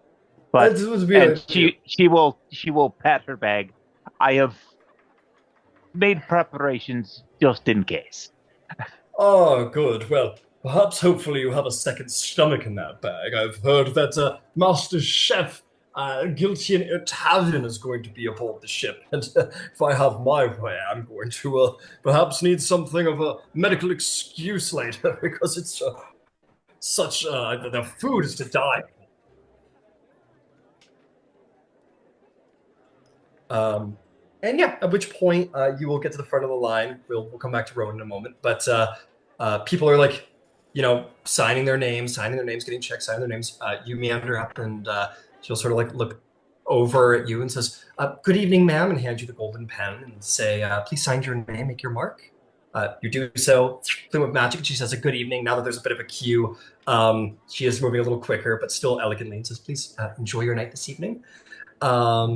Rowan, at which point Killian has come to, and he'll say, "I'm very sorry, Rowan. I've had to shake hands." Very well. At which point you two both get to the front, and the pen is given to you. The golden pen is given to you, Rowan. Sign your name. Okay. You make your way aboard the ship. Fantastic. With that, we are all aboard the ship. Wonderful. Indeed, Elizabeth and Rowan, you will both see. Let's see here. You will both meet first mate Mazia Delairander, who will give you the same speech. Welcome aboard. This now that there's a bit of a queue and a lot of people are coming in, it's a little quicker now. where she's saying, welcome aboard the ship. I am First Mate Maisie Adalai Randar. If you need anything from the crew, please let me know. And please let security know if there's anything that you require. Food is on the table over there. And you guys are welcomed aboard. At which point the night is sort of in full swing. The royal court isn't there, but the entertainment is alive and loud. All of you have made it aboard, and the music is going. You're going to see the certain band begin. Those of you on the upper lower deck are going to see dance in full motion. Beautiful, languid, long Mondarian music playing to a slow, elegant dance led by what could only be a member of the House of Shadows, as various illusions and gorgeous effects are made entwined with dance to the sound of applause, maybe little flames as a leg is moved around. Beautiful choreography. The various servants wander around, garnishing you all with flutes of champagne. To your delight, there, Zolly, pastries, little lots of cheese, lots of very, very fine Hungarian cheese, aged for like 10 years, bullshit. And it is a beautiful, beautiful scene. There is a bard with a very big, beautiful mustache playing. He'll go up and sort of serenade different individuals, and everything's in full effect. The royal court is not here yet. You guys have a couple of minutes. You're told that they should be arriving within like 10 minutes. They're very close, and a lot of people have made their way to the upper decks to take a look around. My question to you, party goers, is there anything that you would like to do? Anyone you would like to try and talk to? Is there anyone you want to try and pick out of the crowd?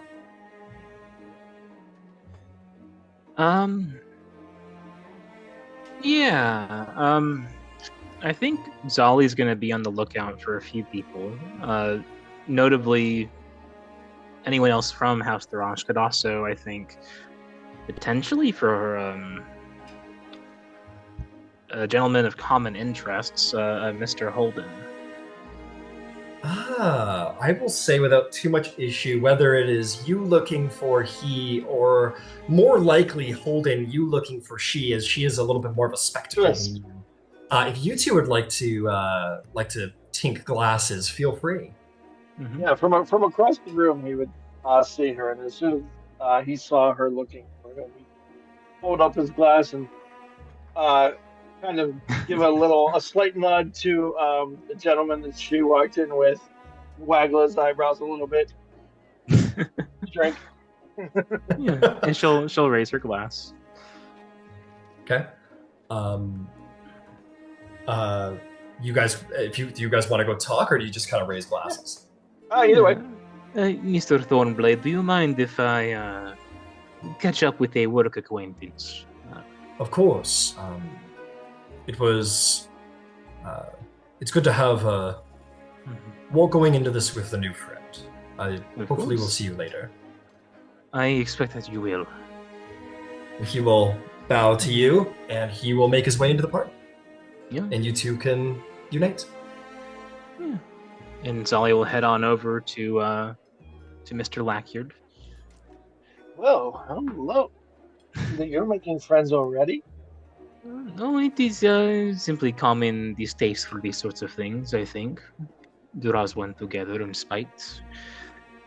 How have you been, Mr. Holden?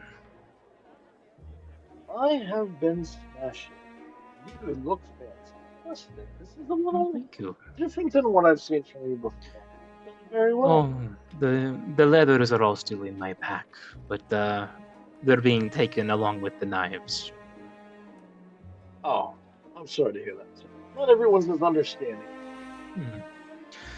It's alright. I doubt there'll be too much here to skin. Well, let's hope that's not true. We can do a little skinning before the night's over myself. And he'll have, so on his, he's wearing the outfit that I posted earlier. There'll be two faint, parallel bars on his right bicep, in kind of a deep purple that almost blends in with his sleeve. And then also, as he's talking, kind of almost as if he was shuffling like a deck of cards, there would be two um, basic, simple silver bands on his like a wedding band that didn't have a jewel in it, right? Just a basic silver band. But two of them on his right ring finger. And as he's talking, with kind of a fluid movement, he like from time to time removes them from his ring finger and places them on his right thumb, and then later removes them from his right thumb and places them on his left thumb. And it's just kind of this continuous motion as he's standing there of moving these two rings from his right ring finger to each of his thumbs. Hmm. You Um, almost seem antsy tonight, Mr. Holden. well, as I'm sure you can guess, this isn't normally my element, but I'm excited for the opportunity. Looking to make some friends, as I see you already have. So maybe we can work things together a little bit. If you happen upon something interesting, please don't hesitate to call me in. Of I'm course. happy to do the same. Have you ever heard of a Mr. Thornblade before? Oh, but was that the gentleman you were with? Indeed. Have I? Make a history check. All right.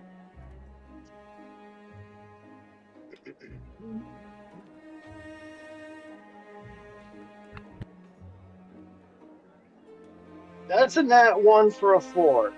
So no. So no. That's all right. Oh, no. That was the gentleman that you were with. Indeed, he seems to be something of an adventurer. I've heard the name before, but not much of deeds around it. Simply that he is known. Adventurers. Do you have any idea who he's affiliated with, from where he comes? I have not asked him that much as of yet, though I believe that he is more active in this side of things, the north. Interesting. Well, maybe we'll get to know him better as the night goes on. I certainly hope to. Would you like to dance? Should we start the party? Hmm. Certainly. If only to make you look better for it. Perfect. See, you're being helpful already. All right. So Holden and Zolly, is there any particular types of dances you two are trying to do? Are you guys doing like a simple two-step? Is there some kind of cultural dance you're trying to do? Holden is actually, it's a part of his background that he's a trained dancer. Wasn't a terribly successful one. But he should be able to get through just about anything as well as, or a little better than an average individual would. So he's probably going to try to accommodate whatever it seems Dolly's able to pull off elegantly. And Zolly is planning to let Holden lead and kind of use that as an opportunity to get a vibe of the room as they're going through the motions and try and see who all's in attendance, get a read on expressions, that sort of thing. Exactly. Both of us. Okay. So you're leading, Holden. How are you leading? You both very neutral, but who's leading? What are you doing? I think probably definitely a lot of like slowish kinds of turns, so that we're able to kind of simultaneously, but in opposite directions, get kind of a good read on the room and take the whole thing in kind of 360 degrees. At this point, I'm assuming there's not a lot of people dancing yet. That was the intention was to kind of kick that off. So probably like a waltz, like a larger, box step kind of thing. Yeah, like larger strides and over a larger area to kind of use up the floor space a little bit. Okay, let's do this then. So Holden, you're trained. I'm gonna say that like doing a very basic sort of like wide step round, like this is not too hard. Okay, you know what? Let's do it this way. Holden, since you're leading, I want you to start a persuasion check. Depending on how well you do is how well Zali might do. Question. Performance or persuasion? Performance. Yes, Zali. As we're going into this, can I cast a spell as we're going in? Sure, what spell? Guidance. Yes, on who? Nice. I'll do it on Holden for. Actually, I'll do it on myself because Zali, I think, is. Yeah, I'm gonna do it on myself for insight. Zali's kind of tapping into her mark a little bit to sharpen her senses, and properly get a read of the faces around her. Okay, got it. So you're doing yourself. Yeah, got it. I rolled poorly on my first one, and this is a pretty visible thing. So I used my heroic inspiration that we start with in the new rules, and rolled again for a dirty 20. Hell yeah. Dirty 20, fantastic.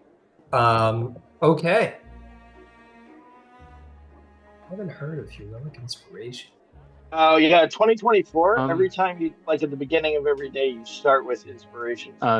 Humans do, at least, as their special benefit. Yeah. Is it only humans? Okay. Yeah, humans just kind of get that as a human-only thing, but heroic inspiration is what inspiration is called now. I think to separate it from bardic inspiration. Okay, so heroic inspiration is just plain inspiration, but humans get one free every day. Yep, correct. Got it. Okay, cool. Yeah, they're really pumping humans up. It's supposed to be more humans in the world, no one wants to be humans. Okay, fair enough. Dirty 20. Holding true to your classical training, which you've used here and there, but apparently will be useful tonight. You're doing very well, at which point we will say, Zali, because you are being led, you may roll... I'll let you roll I'll let you roll a persuasion at advantage. Say Holden's leading you and sort of guiding you through the dance. Persuasion? Sorry, performance. I keep. Alrighty. My mouth is saying one thing, my brain is trying to say another. That's a 13. A 13. You are Holden is very cool. Is very good at this. You're not as good at this, but you're evening each other out. So while you rolled like a dirty 20 Holden, Zali, you rolled like a low 10s. You guys your full performance is going to even out around a 15, which is still very good. It's not blowing anyone's heads off their tops, but still very, very good. Certainly enough to be doing what you're doing and people to be enjoying the sight and giving you guys the opportunity to scan the room. Why don't we have perception checks? Holden, you're proficient with performance? I am proficient with performance, yes.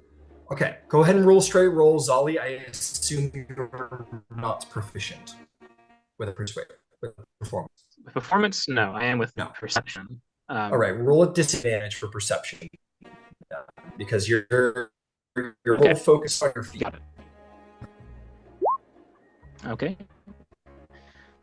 And I think with guidance, I had named insights. That would not apply, correct? That would not apply. That's right. Okay. All right. So that'd be an 11. 11? What'd you get there, Holden? 21. 21. Okay, this is what you guys both get. You see around the room a fair number of House Lyrandar individuals. There's a number of like Ondarian nobles of mid to lesser station probably wandering about. But yeah, lots of Lyrandar here and there. Not all of them running the ship. A lot of them just guests. You see House Fjarlin entertainers, who are the Mark of Shadow, have clearly been hired for this event. Mm-hmm.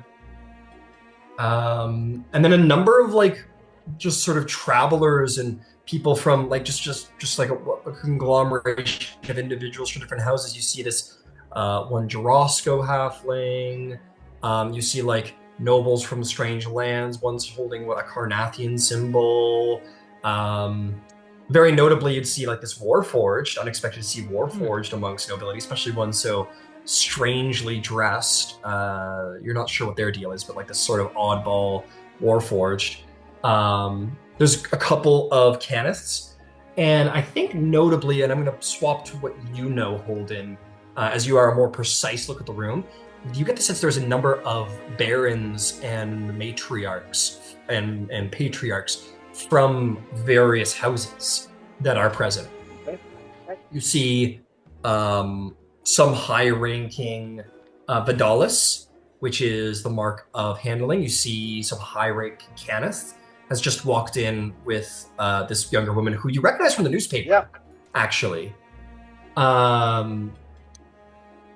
Let's see, and anyone else? Oh, here's one. You notice that there are members of what look to be House Deneth on the security team. It seems that they've hired House Deneth mercenaries to enhance the security here, though the security seats largely Royal Guard. So there's a huge smattering of individuals, but certainly the most prominent individuals are Lyrandar, Ondarians, and a surprisingly large number of Fjarlan and Caniths, excuse me. All right. Well, then after they've had a good look at the room, as the movement of the dance naturally brings Dahlia relatively close, kind of softly say to her, so, are we doing divide and conquer or working together? This seems more of your terrain than mine. If you your favorite terrain, if anyone will. If you show me the path, I am happy to walk it. Then let's finish this song and we'll be about the crown. As it comes to an end, there is a very polite applause for the band and for yourselves, who danced quite elegantly. You may move about the room, and as we will certainly come to everybody else and see what they're up to tonight, there is an event that occurs before. There is going to be a lull in the music. The song changes as everybody moves to the top deck and changes direction towards the gangplank that remains empty in this moment. And all of you are going to notice the entrance of no small amount of individuals, much like a royal concession. Oh, that's not right. Come on, give me the good shit. Sure, that'll do just fine. You're going to see a number of people come aboard, so here come some handouts for you. You're going to see no small... God, why is my music silent? Sorry, guys. I'm going to use this one. You're going to see a number of individuals come out with people on their arms and whatnots, but clearly members of the Irwinarn family, the royal court of Ondair, royal guards making their way forward. The first of which you're going to see is, let's see. Some people come out who are a little bit less a part of the royal family. You're going to see Minister of Commerce and Trade Shen Ir Maiden come aboard before the real concession begins. You're going to see then truly the royal procession begins. You're going to see Prince Audal Irwinarn, Royal Minister of Magic and First Warlord of Ondair, get aboard the ship. And he just sort of walks out. Everybody knows that he's very eligible. He has no, he's not married, very eligible, very hardworking. Next, you're going to see, okay, here, you're not important enough. Next, you're going to see very young in the face, but very attractive, Governor Ordun Irwinarn, the Governor of Capital Affairs in Fairhaven, Chief Advisor to the Queen, and leader of the Diplomatic Corps of Fairhaven, enter with his beautiful new bride, Renya Irwinarn. They come out sort of hand in hand. There's an applause for the first warlord, for the Minister of Affairs in Fairhaven and his wife. They all applaud. And then sort of everybody sort of turns attention to see the queen and the prince consort come out. The queen, beautiful blonde hair, large crown, elegant deep blue dress with silver filigree across it. Absolutely gorgeously dressed. Classic, but a little avant-garde with a golden crown symbolizing the bird, the eagle of Aundair on her crown, gorgeous. And coming out with her prince consort, Sasek de Vidalis, who is, but gave up his, rights to the family fortunes of House Vidalis, now a member of the royal court. And so he is very well dressed, very formally princed. No sign of military there either, but he does proudly carry signs of House Vidalis on his dress, as well as symbols of the Ondarian royal family, as he claims both families to be a part of his station. There's a deep applause as the king and queen come out. Everybody bows low. The subjects of Aundair and so forth all bow low. Presumably, you all bow low as well. I will presume everybody follows social convention, and if anyone wishes to go against social convention, then you can speak out and say you wish to do that. But just for expediency, there's a deep applause. The queen and the prince consort make their way to sort of sit on the foredeck in these like thrones, so that they can see the many guests and the dancing and the entertainment from on high.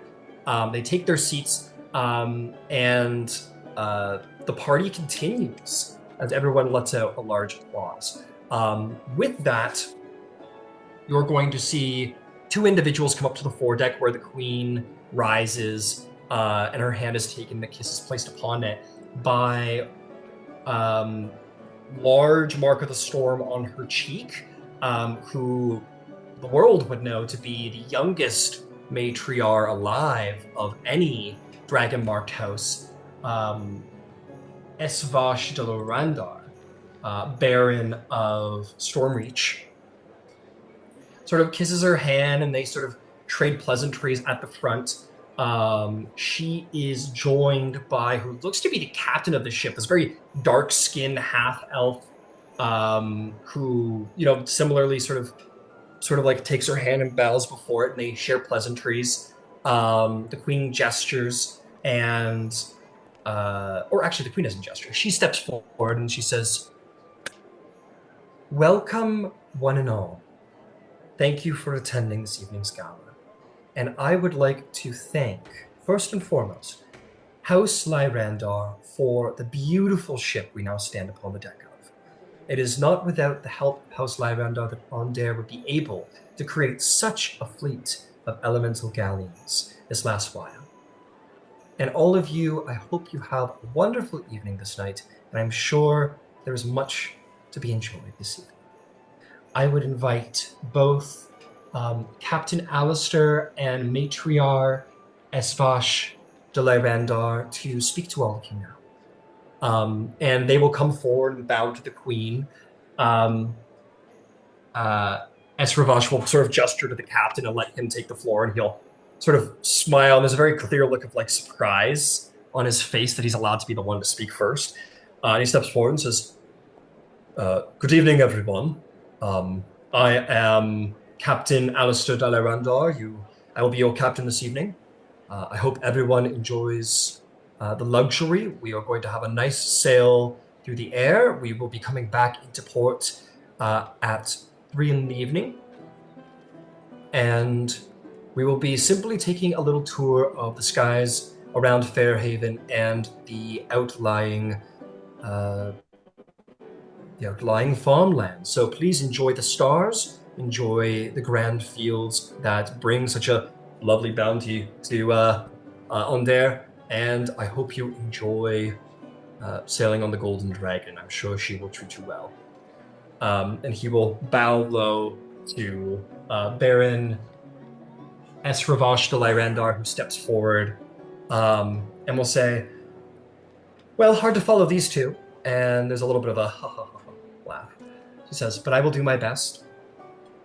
May the sovereign host bless this journey, and certainly House Lyrandar remains honored to continue business with Ondair in the development of all these wonderful ships. And we will continue to do so in the coming days. Thank you, one and all. Enjoy the drinks, enjoy the dancing, enjoy the night. And there's a polite applause as the speeches come to an end. And with that, the beautiful golden dragon elemental airship slowly, softly, there isn't even like a forcedness to your movement. There's no lurch of any kind, but just gently as a cloud moves up into the air in the sky above Ondair's Fairhaven becomes a little blip below you. And as we return to the festivities, we will do so after a short break. In about 15 minutes, we will return and continue with the festivities. All right. Okay. Fantastic.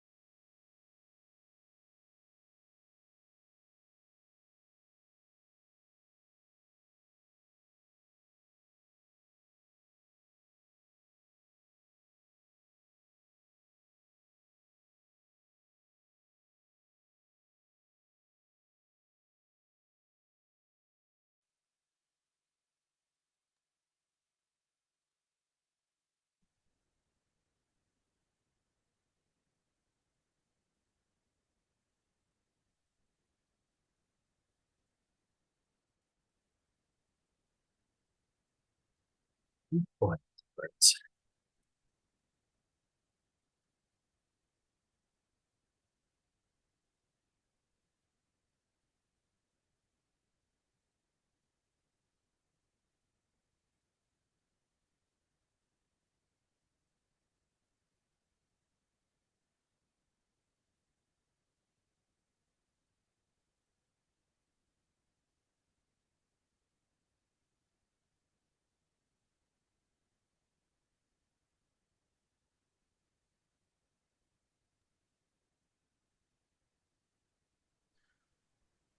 Hello, hello. Oh, I have all these names, and I play the character with like significant amnesia. Don't remember your past, but here's 30 people in the present. Good, there's more space for new shit. My memory banks is so empty.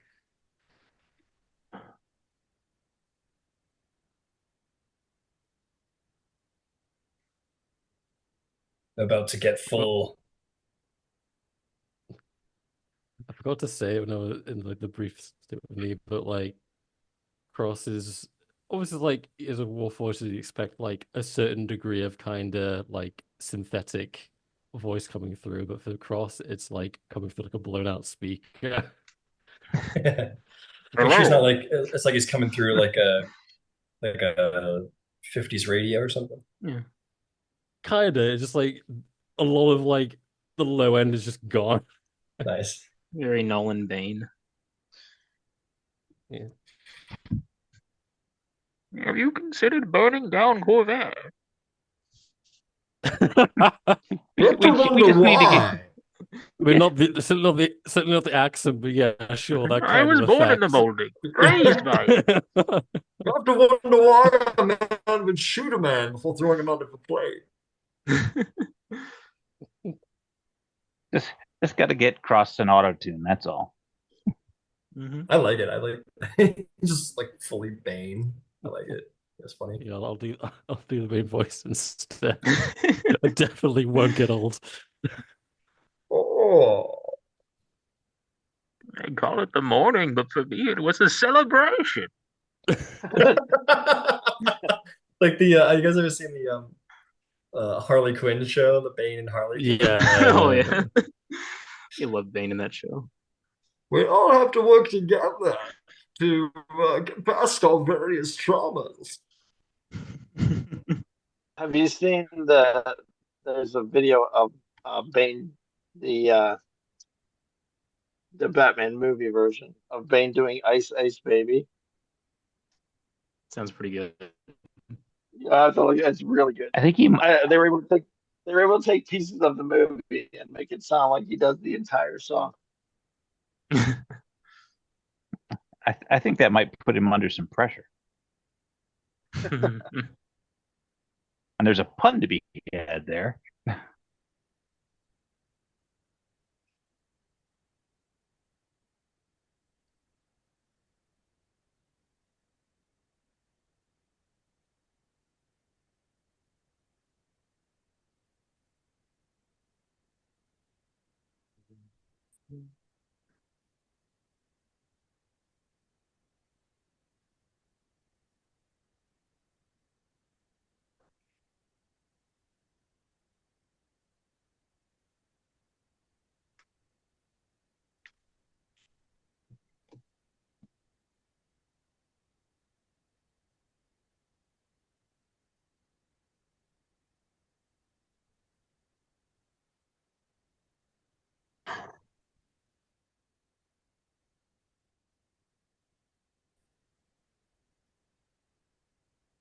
Yeah, we'll get started. I just want to get your art there.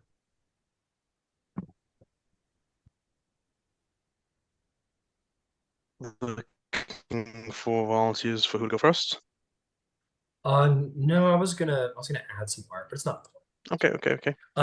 Okay, let's get back. Yeah. Okay, you guys fly aloft into the evening night. It is a little colder, it's a little more brisk up on the top deck, but there. Wow, it's quite float. Jesus, this is not a gala. Yep, we're going back to the original one because that's not a gala. That's like Scottish water dance or something. Okay. Yeah, it's a little cooler up on the top deck. There are certain boundaries that have been put up on the sides, certain I almost want to say like walls, guardrails that sort of bring down the amount of wind one might feel. So it does limit it to a degree, but it is still a little more brisk. And anyone could always head to the below deck if it got a little too brisk up top. But drinks, food, snacks are being served. And like all the food is like incredible, like freshly farmed, probably like today, or if reasonably to do so, aged for quite a long while. They have everything from short ribs and like filet mignon steak, wrapped in bacon to like delicious greens and seafood, fine cheeses, and a humongous selection of like delicious wines. It's like an open wine bar for all intents and purposes. There's no liquor here, unfortunately, and certainly not ale in such a fine setting. But it is the peak of finery aboard this ship. So I want to come back to either Ludwig or Cross. We haven't heard too much from you yet. I want to give you guys an opportunity.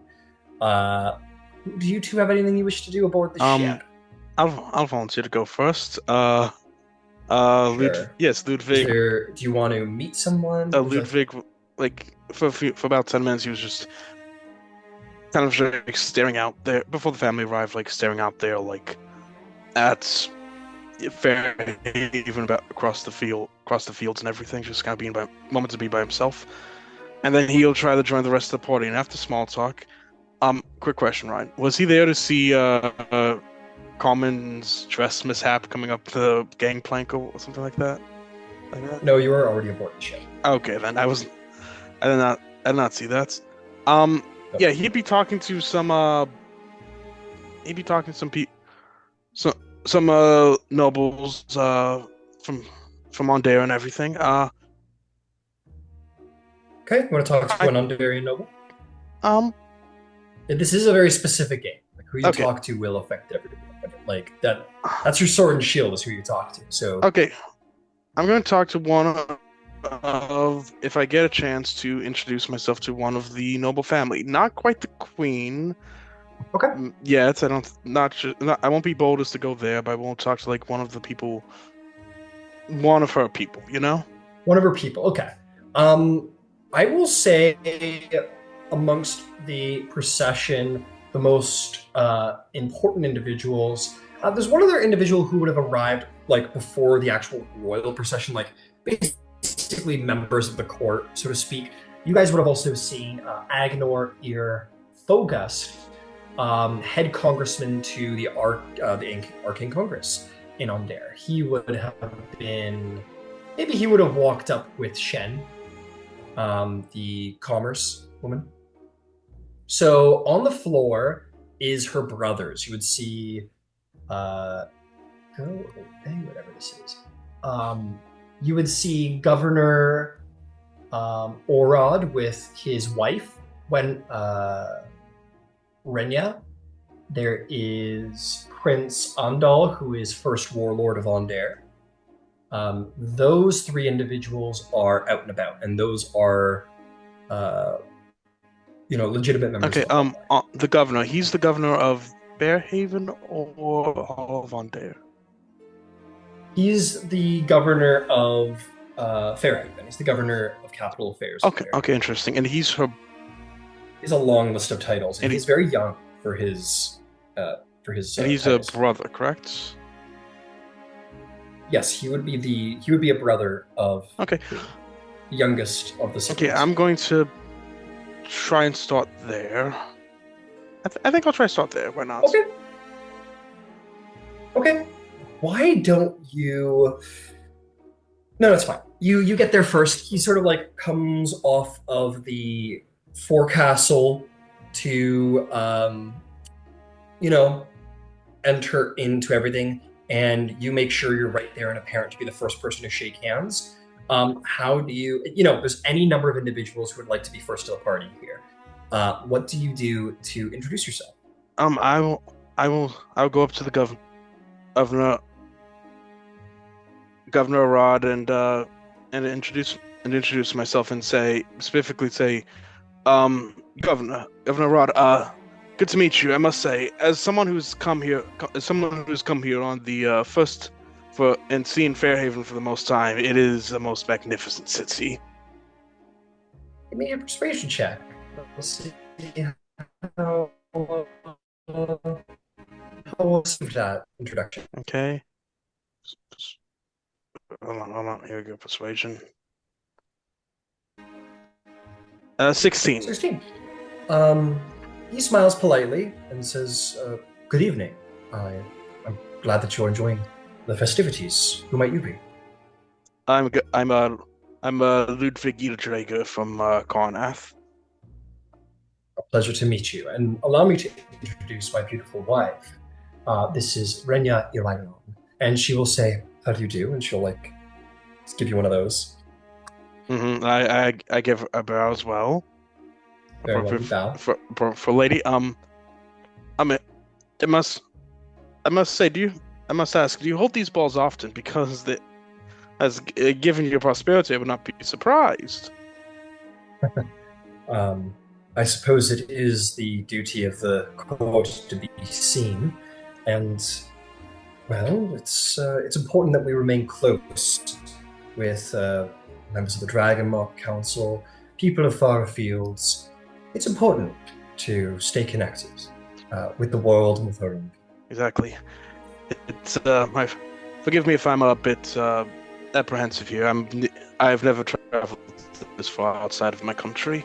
Yes, see, and how there's things in Karnath. I heard your the former queen severed ties with the blood of Vold. Is that how has that affected things? The King Caius has no longer the blood of Vold is no longer the national religion. It is simply one of many. Although the king now recognizes the sovereign host, but as there are many stars in the sky, so you say.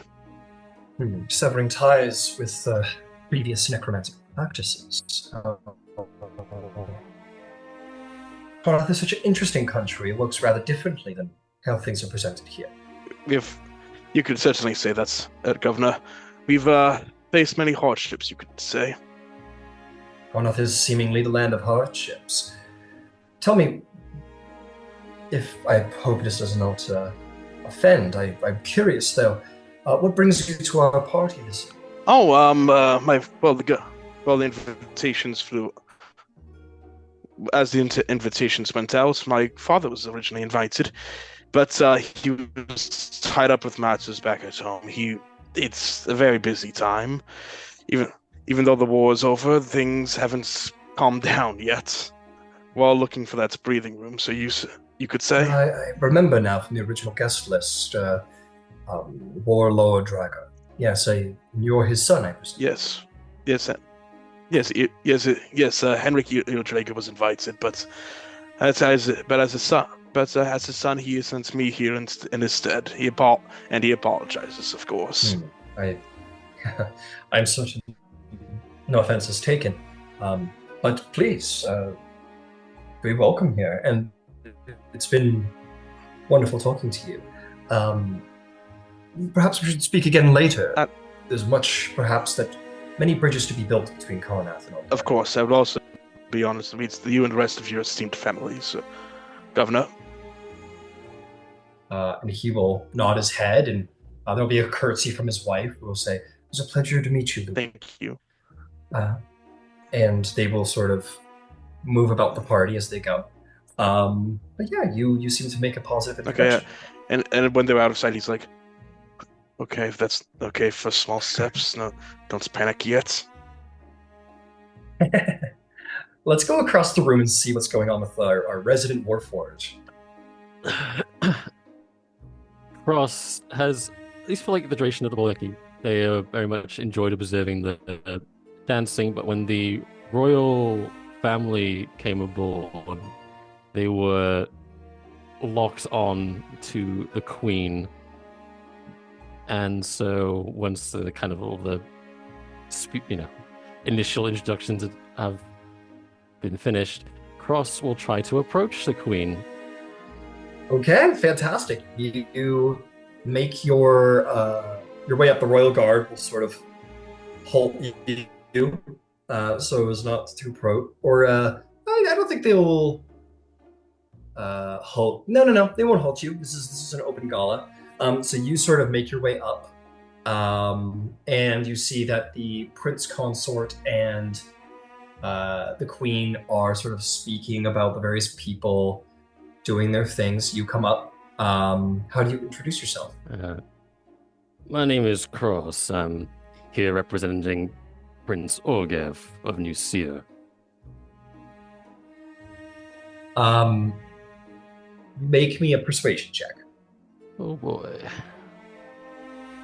Yeah. That is a dirty 20. A dirty 20. You know that Ciri has a rough recent history with Ondare and its queen. But despite this, perhaps to your own surprise, to your own way with words, she turns and kind of maybe sees your strange form and is intrigued.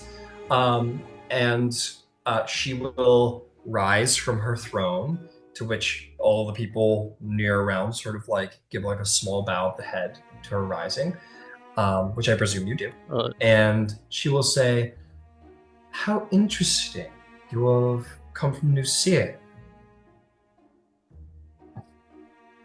Indeed, I would like to extend the prince's greetings and regrets for not being here in person.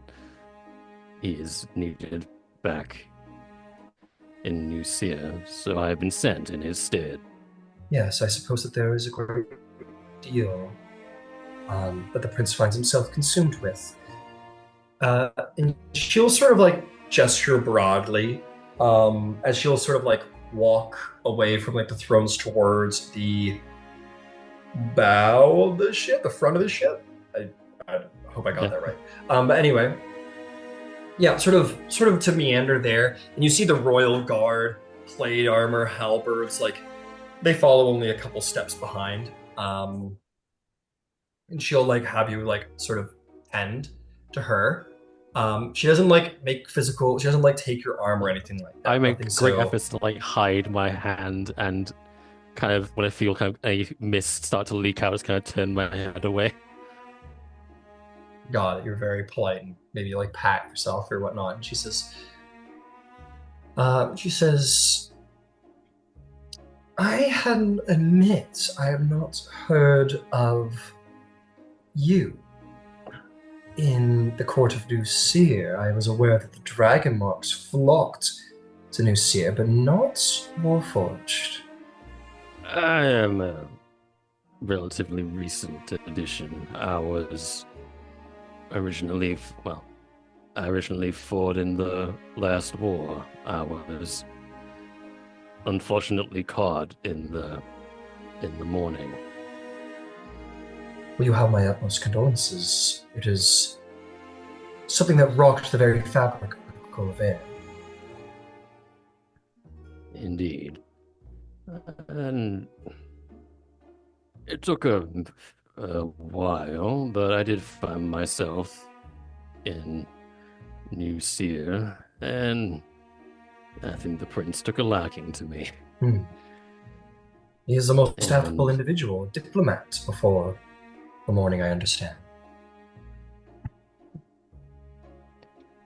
Indeed, and the people strongly wish to uncover the exact cause of the mourning and find those responsible.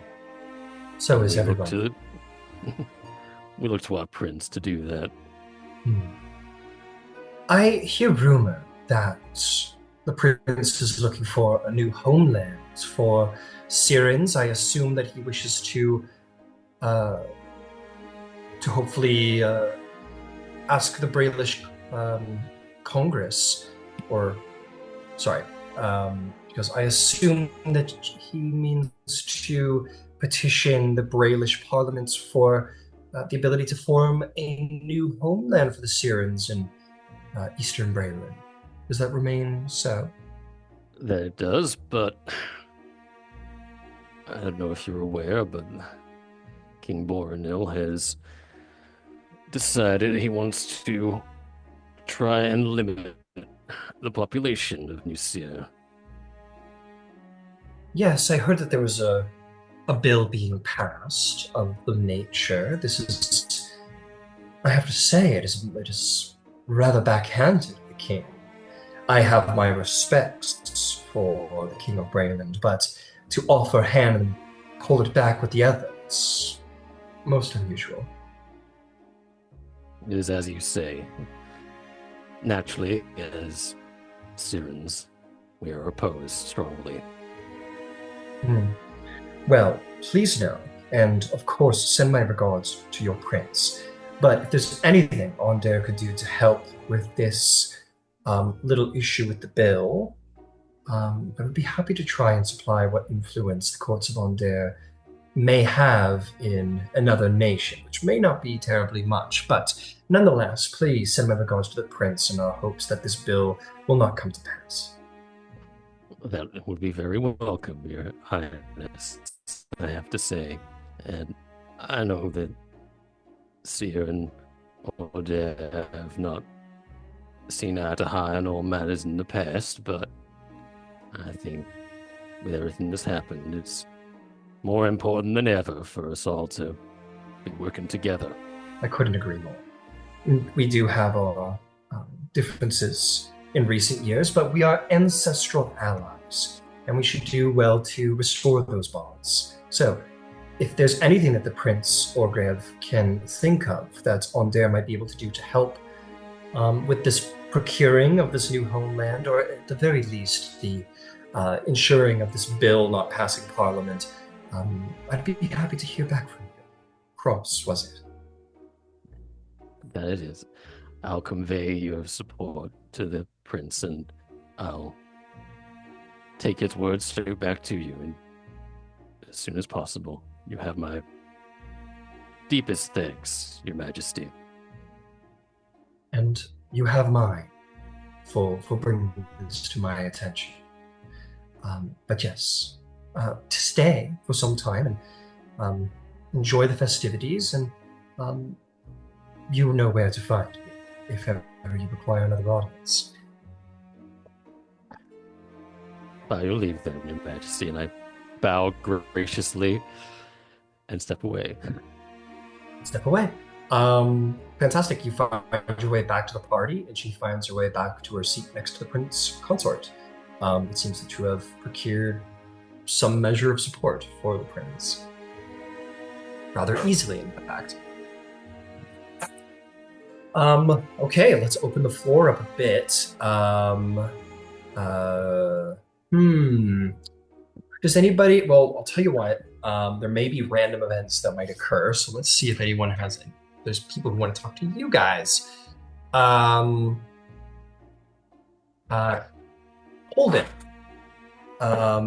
Do you and, well, I should ask you too, does Holden and Zolly, like, part ways after the dance? I think they'd be keeping together, at least for the immediate afterwards. Yeah, it sounded like they agreed to kind of work the crowd together for the moment. Fantastic. At which point you two are both approached by someone who walks with a bit of a casual gait. She's a beautiful half-elven woman. She has long, sort of like gemstone earrings, a beautiful red dress that very much shows off her bust. It's got some buckles on it. It looks like it could very easily be hitched up and become like a very easy to walk in if she required it. A person who's kind of balancing beauty and utilitization, so to speak. And definitely, like, again, walks with a casual gait. She looks a little bit like this isn't her usual scene, but unapologetically so. She approaches. She doesn't like haunch over to you or anything, but she just walks up to you guys. No elegant like runway walk, but still walks up to you guys. And she'll say, "Good evening. Sorry, I wanted to introduce myself. To gotta make friends here, right? My name is Kara Irvath. I am an adventurer, and I'm a friend of she knows the name. I don't know the name. I'm a friend of Baron Thornblade, who I saw you walk in there. Am I correct? You are.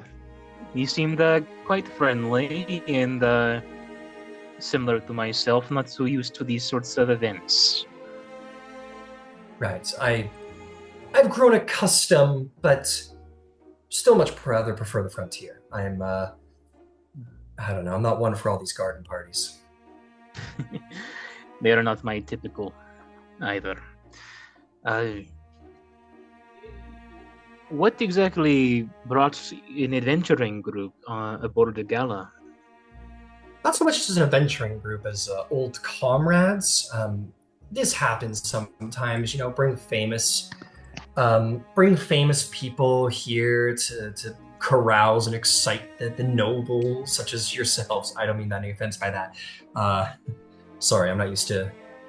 I'm getting used to being a guest of these places, but a sister's gotta stay prepared. And she kind of like pats the bottom of her dress, where there's a couple of like kind of loose hanging they're finely meshed in, but clearly like leather buckles, which are probably meant to like if she needed to do something combat wise, she could like fold up the dress and like quickly have it hitched up. She says, "But you gentlemen, if you don't mind my saying so, look quite capable." Or excuse me, not gentlemen, my apologies. She'd say, "But you two look hopefully similarly adventurous."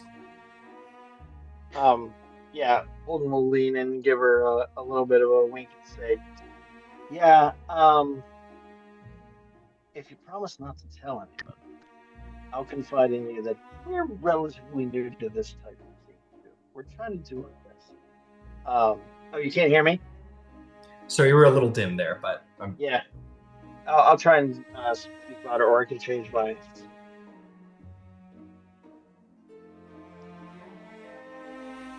Yep. Take a moment. Can't hear you.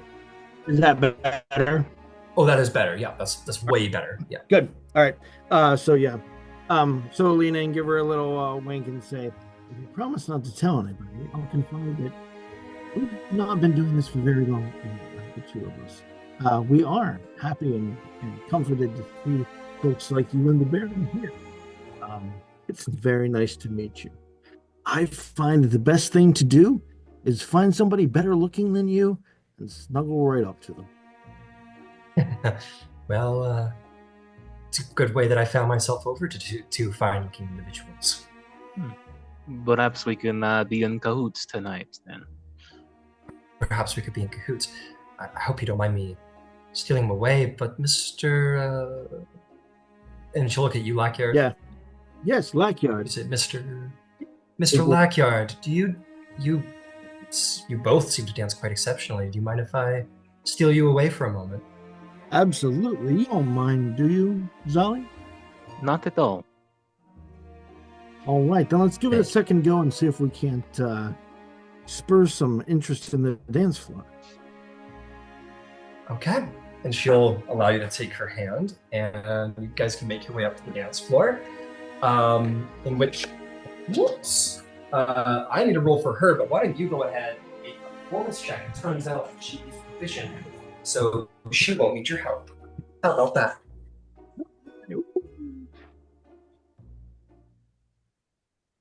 That's going to be a 16 for performance. 16, very good. Go from idea to illustration fast. Band stops for a quick ad. AI and Adobe Illustrator. Generate Sorry. I was worried that was my computer for a second. No, no, no. That's you two being a goof. Okay. She rolls exceptional. She rolls a modified.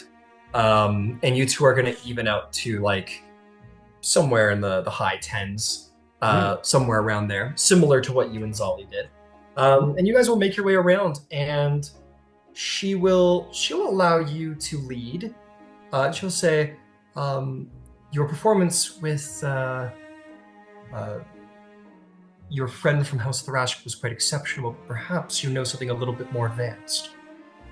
Oh, I would say that I do, but you're definitely displaying quite a bit of skill yourself. Would you like to lead me along?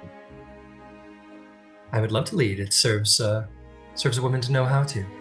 And she'll sort of like lead you in a bit of a dance. That will be a bit of a spectacle. It's not usually how things are done in society, the woman leading the man, but you two both perform very well, and it's a bit of a play on the norm, but not an offensive one, and people watch with interest, especially because it is a good performance, and you both do very well. And when it's over, he'll smile widely at the people watching and give a little bit of a clap for the unorthodox performance, right?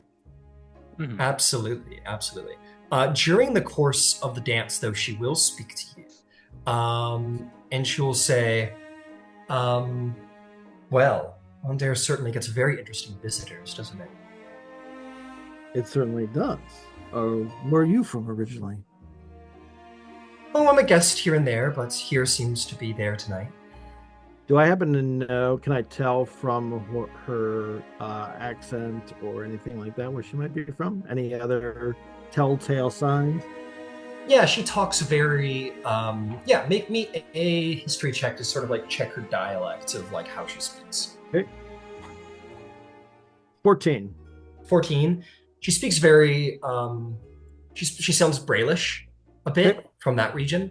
As far as you can tell just by the way she speaks, there's an element of Brailish. Not Sharn, not the City of Towers, probably more like central Brayland. Is there anything else about her that conflicts with that general region idea? Anything like that? She's wearing like this like red dress right now, and you would have read in the Cronenberg Chronicle that is a current style in Brayland. So things match up. Things seem to match up. You can roll an insight check to see if there's any larger element of deception going on that you haven't detected. I did just because you suggested it. 18. 18.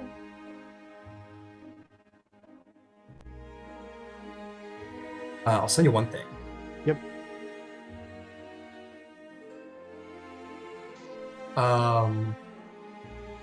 But yeah, you pick something up.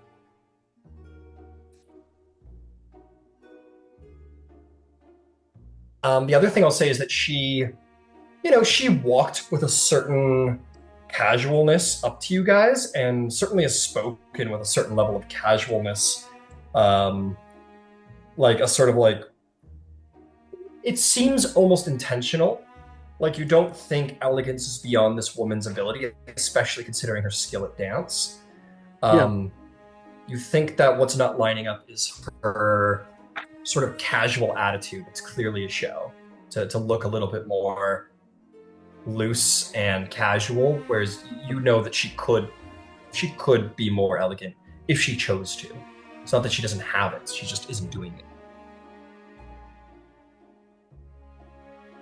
All right, give me a second here. So as they're dancing, he'll be like, "Oh, and in your travels, seen anything particularly of interest lately? Anything that kind of piqued your curiosity?" Well, there is this very interesting man that I am dancing with who, is really, well, I guess I'm sweeping him off his feet. he'd be most interested. But like as I've said, I'm not one to frequent these types of garden parties too much, and just excited to be a guest here. Understandable. Were you planning on staying very long this evening? Not too long. Obviously, I have to stay for as long as this thing remains in the air, but I got my eyes on somewhere after this, somewhere a little bit more low-key.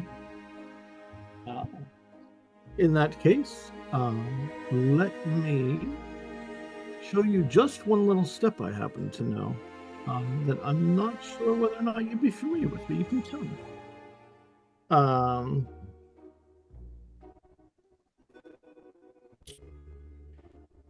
Let's see.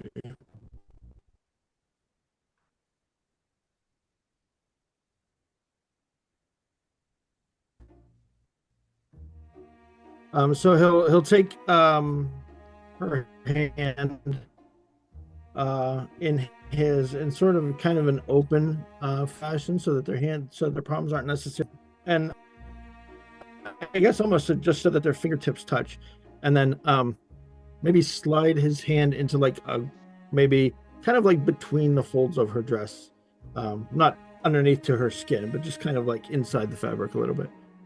Yeah. Okay. Okay. Let's see. Just sending you a message. This clearly a conversation happening. Very understood. Roll me the same roll you rolled earlier. The first roll I had you make. Oh yeah.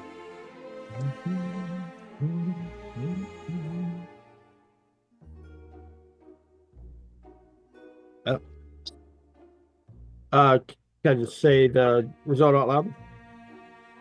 You can say the result out loud. Yeah, that was a natural 20 for a 26. Yep, as you slide your hand in, and for those who are watching this dance, it's this very sort of like slow ballroom, sort of passionate dance where sort of Holden takes her by one of the legs, and there's this like Joe like takes his hand, and there's this like long low dip where sort of there's a role reversal in that moment, and everyone lets out a applause at that matter, and gets pulled back in. And she'll sort of smile at you and give you a kiss on the cheek and says, well, this has been lovely, and I won't keep you for the rest of the night, though I would very much like to. It was very nice to have met you. If only every meeting I have tonight goes this smoothly, I'll go to bed a happy man. I couldn't agree more. Well, enjoy your dance, if you have another. Thank you. Enjoy the meal. And she will curtsy to you, and you can bow to her and exit the dance floor. All right. Very good. Okay. Let's go to other folks who we've heard from Ludwig, we've heard from Holden. If you wanted to pop in, Zal, you could. That was only like a little bit of a short thing there. But does anybody else have anything they'd like to do around? Does anybody have anything that they want to do? Because there might be things that people want to see you about. Yeah, Baron Shortblade. And just to confirm, Baron is a first name, not a title, correct? Or Baron is his Thornblade. first name. Yeah. Where has he been during this? Is he like lingering off to the side? Is he dancing? What's his? You see that he's got a couple of individuals speaking to him. Again, sort of like he's a bit of he's a celebrity adventurer, right? That's the idea. So he's got a couple of individuals who are speaking to him with interest, and he looks like he needs saving. Yeah. So he's not looking at you for saving, course. But he looks like it. Yeah, two things. So Zali will let him flounder for a moment longer and just kind of try and get a vibe of is he just suffering through this, or is he trying to push the conversation towards a specific goal of his own? Make an insight check. Yeah. Insight. Okay. It's a nat 20 for a 24. Damn, good rolls, man. He looks like kind of gritting his teeth through this. He doesn't. If he's got an ulterior motive, it's certainly not something he's trying to push in this motive, or excuse me, in his moments later. But he's clearly like, you don't know what that could be. Like, everyone's here, and he's not aiming for anybody, so probably gritting his teeth through it. She'll do her charity for the day and head on in to approach the conversation. And as she'll come in, she'll just clap a hand on his shoulder. Good evening again. Absolutely. He sees you, kind of looks a tad relieved, and he is going to, and just to give you a note about who he's surrounded by. You're going to see two individuals. They don't look to be like together in any way, but you see this like older, wearing very like Thrain outfits, and also his accent's very Thrain. This older man talking to him, and then there's this like much younger, beautiful lady wearing like she's wearing like a black dress with like yellow in the middle of it, and she looks a little drunk. she's got some color in her cheeks. And he goes, good evening, Zolly. The woman says, well, who is your friend? She looks most like she's not from here. I am not from here. He goes, oh, well, I should introduce myself, because that's how it works. I'm Lady Sira Ivalis of Onder, and she'll put a hand up to you. Powerful art. Okay. Zolly will lean in and I just like the body language in it. It's very good. I like that you're like, oh, she's drunk, and she's holding the glass right there in the picture. Zolly will lean in and kind of actually both, physically then metaphorically leaning into kind of the vibe that people tend to assign her, is instead of shaking the hand, just going to like clasp her by the forearm a little bit. Lovely to meet you. Yeah, she goes, yeah, lovely. I'll be right over. And she sort of like wanders off, just like excuses herself. Definitely walking with a bit of a sway. She goes, approaches someone of Lyrandar. And Sully will lean over to Thornblade and, I'm not much of a wizard, but I can cast banishment. And he sort of, he definitely enjoys that. You can't get a smile out of him. The gentleman will say, how's Thrash? He goes, how's Thrash, is it? It's good to meet you. We should have much in common, I think. I am from Thrain, Ambassador Tala Irmirian. Lovely to meet you. I am Zalima Nasir de Thorn. I am of the Finders Guild and of House Thrash, as you surmise. I see. What brings you to Onder? Is House Thrash contending to move in on Onder? Oh, we go wherever the contracts take us, and whatever the dragon shards are to find, provided people allow us with their hospitality. Yes, I was aware that Onder was allowing contracts from Dargoon these days. How interesting. Well, the people of Drom are happy to make a good living and travel and see the world, and it is good that you can see them here with you. Not here, of course. I assume they're much lower to ground.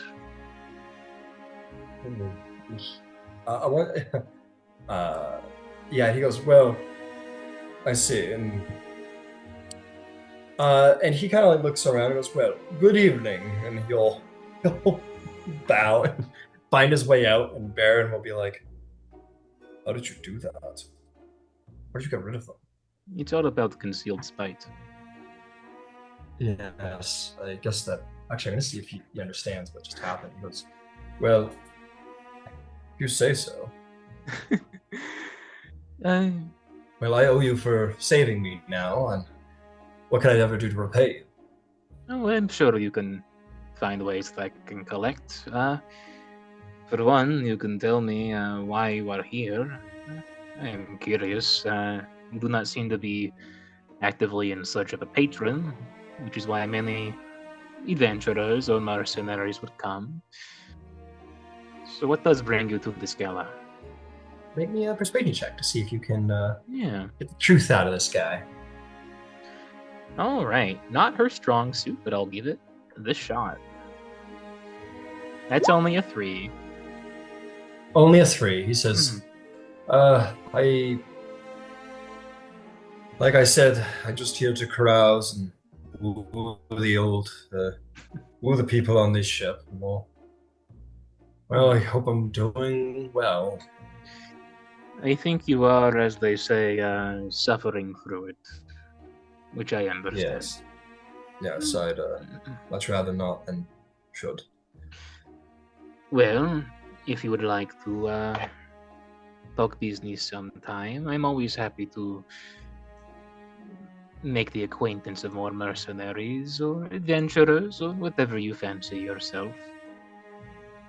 I suppose mercenary these days. I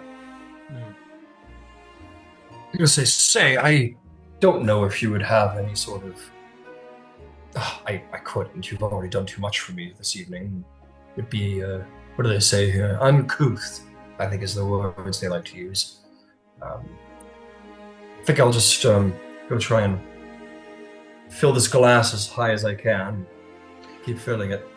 Of course, I assume I will be in on there for a while if you want to talk about things outside of this guy's ship in the finery and maybe talk work over somewhat with less displays of pageantry. I'd love nothing more. And he will bow low to you, and he will find his way over to the drinks table to get a refill. Yeah. Good. Let's hear from Rowan or Elizabeth. We haven't heard from you guys in a minute. So is there anything you guys want to get up to? If not, that's okay, because people might want to talk to you. Do you have anything, Rowan?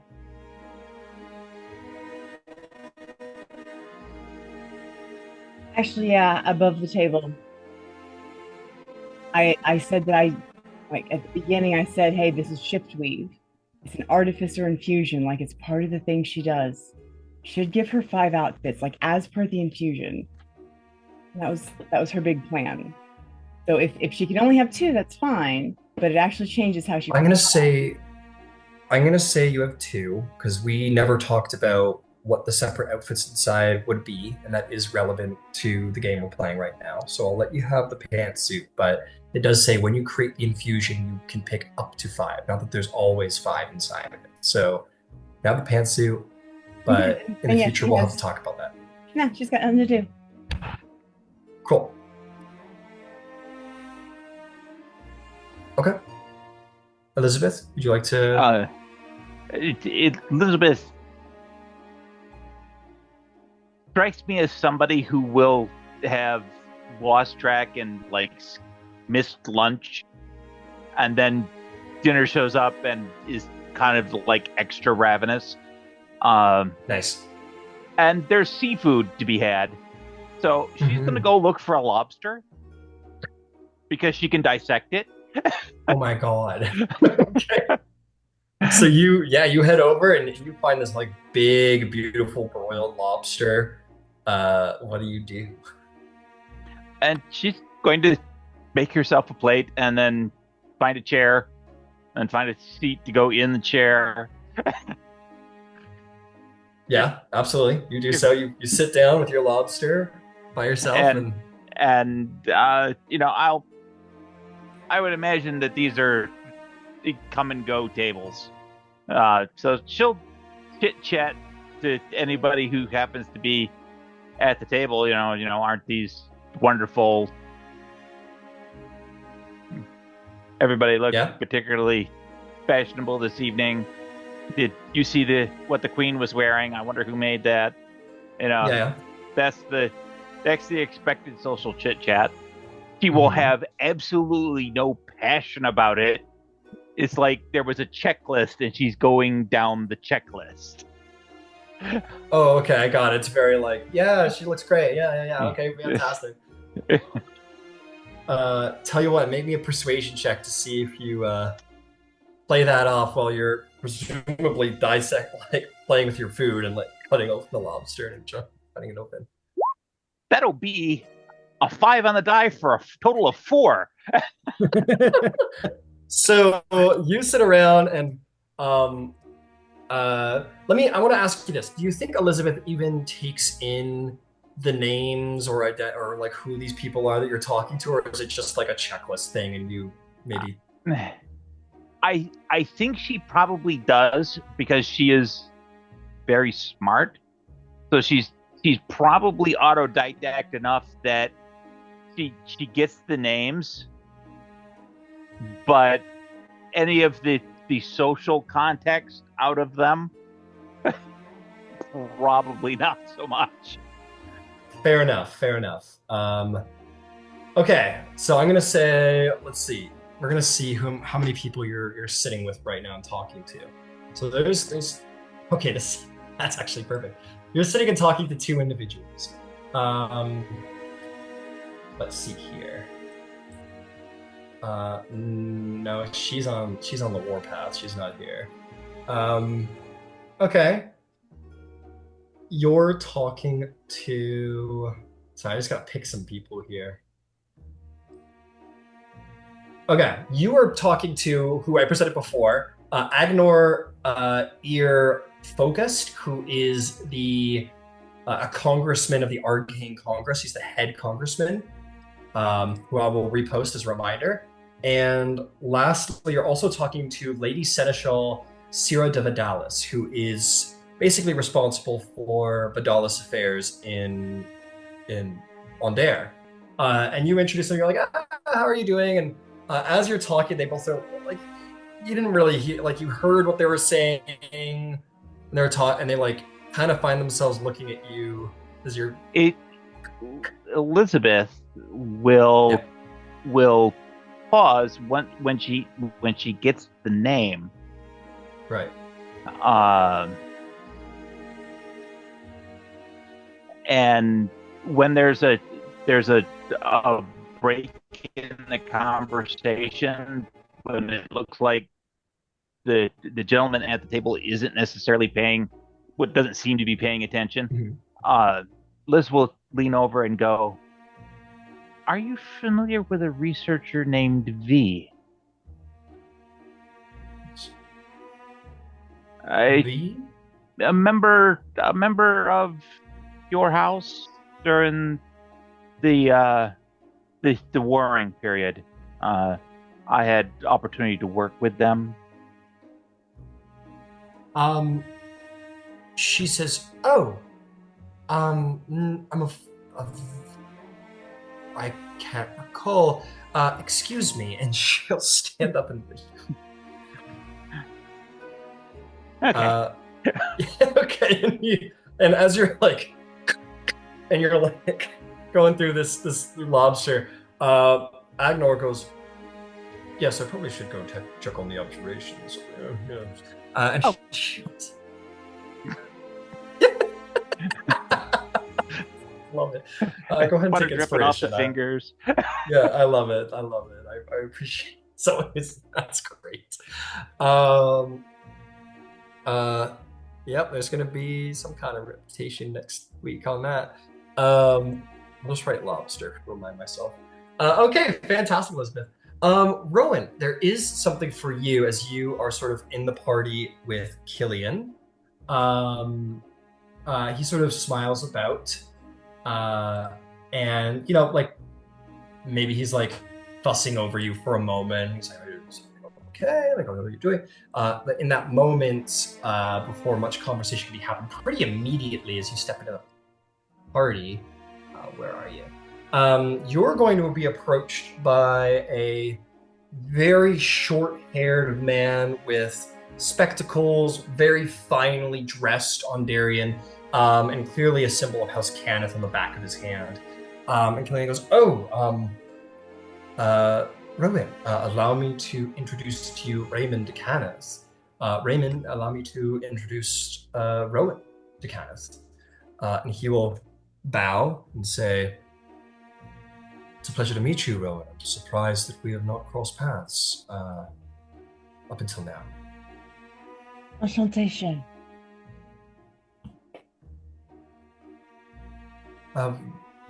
Would you care for a drink? I would love a drink. And he will present his arm. I take it. Take it. And you guys can meander away, and Killian will give you like a little smile, and he kind of goes and mingles as well, but he keeps close at hand.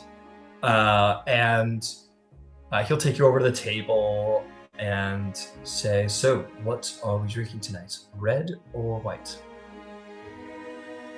Red, I think. Red, all right, very well. And he'll have, he'll say the very fancy name of some bottle of wine, and soon after you'll be poured like a very nice full red. And he'll hand it to you and clink your glass if you're willing. He'll say, so, I hope it's not too, I suppose, immediate for me to ask, but, well, I don't think there's anybody who didn't read the front page of the Cordenbird Chronicle this morning. Shocking adventure that you've been on.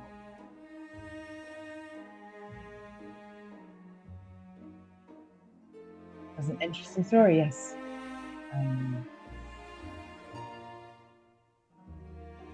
An interesting few years. I can only imagine. You have questions? I admit, Like your questions.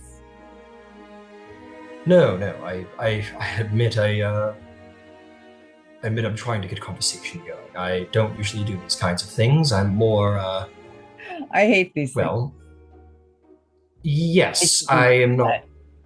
Yes. I'm sorry. I feel the same way. My dress I malfunctioned. have to be. What was that? My dress malfunctioned. It's very pretty, but I can't walk in it. Oh, I'm I sorry know, to it's hear terrible. that. But I can walk in this, but it is, pants. Well, I'm terribly sorry to hear that. I Oh, wish I could help. I mean, my expertise lies in other facets of making. such as? But well, and he'll sort of like look around and be like, do you enjoy the ship? I do. I hate to brag, but I was the chief engineer for the creation of the Golden Dragon.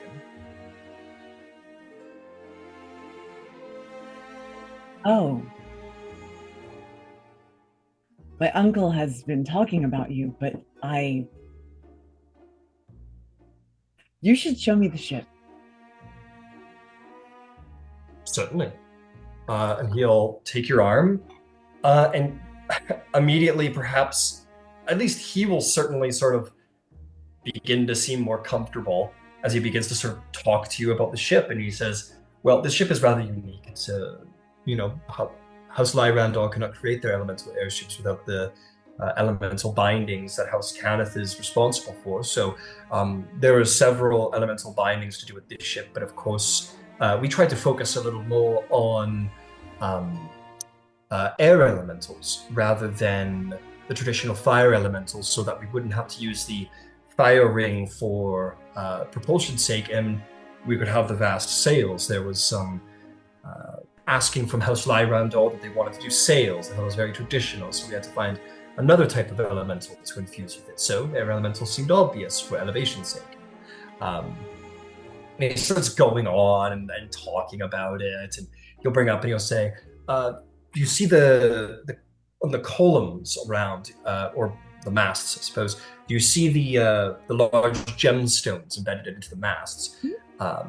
There are various abjuration enchantments in place for VIPs aboard the ship, contingencies should anything happen aboard the ship, whether it be assailants or danger or anything at all. The contingency enchantments ensure that certain members of the ship will be brought to safety. This evening, the royal family has been granted such contingencies." Can you show me the sails? I'm sure I can. I'm sure I can. I want to see find the our ways there. Yes, of course. And he'll gesture, and he's going to approach near toward the back of the ship, in which Mazia de Lyrandar, who you met first mate, she says, "Good evening, how can I help you?" And he says, "I was hoping that we could make our way to the foredeck. We wanted to inspect some of the canvas." He's going to make a little... She's going to say, "You're a guest aboard the ship. It's not really..." And he says, "Well, I did build the ship. I think I know my way around it." And she goes, fair enough. It seems that he is persuasive enough and says, "Yeah, go right ahead. You know what you're doing. You built the damn thing, after all." And she'll look at you and say, and sort of like give a little bow of the head, and say, "Yeah, do you want the bosun to meet you? I'm sure he can talk about the rigging if you want." He looks at you. I mean, do you know about the rigging? Do you need the bosun to tell you about the rigging? She goes, I don't, but I also have been told to stay on the floor in case anyone needs to. Then of course, bring the bosun. Bring the Very bosun. well. I will ensure that the bosun makes his way to the aft deck right away. And she will wander off, and you guys will make your way up to the foredeck, where it's largely unmaintained, other than there's like, what you expect is the actual,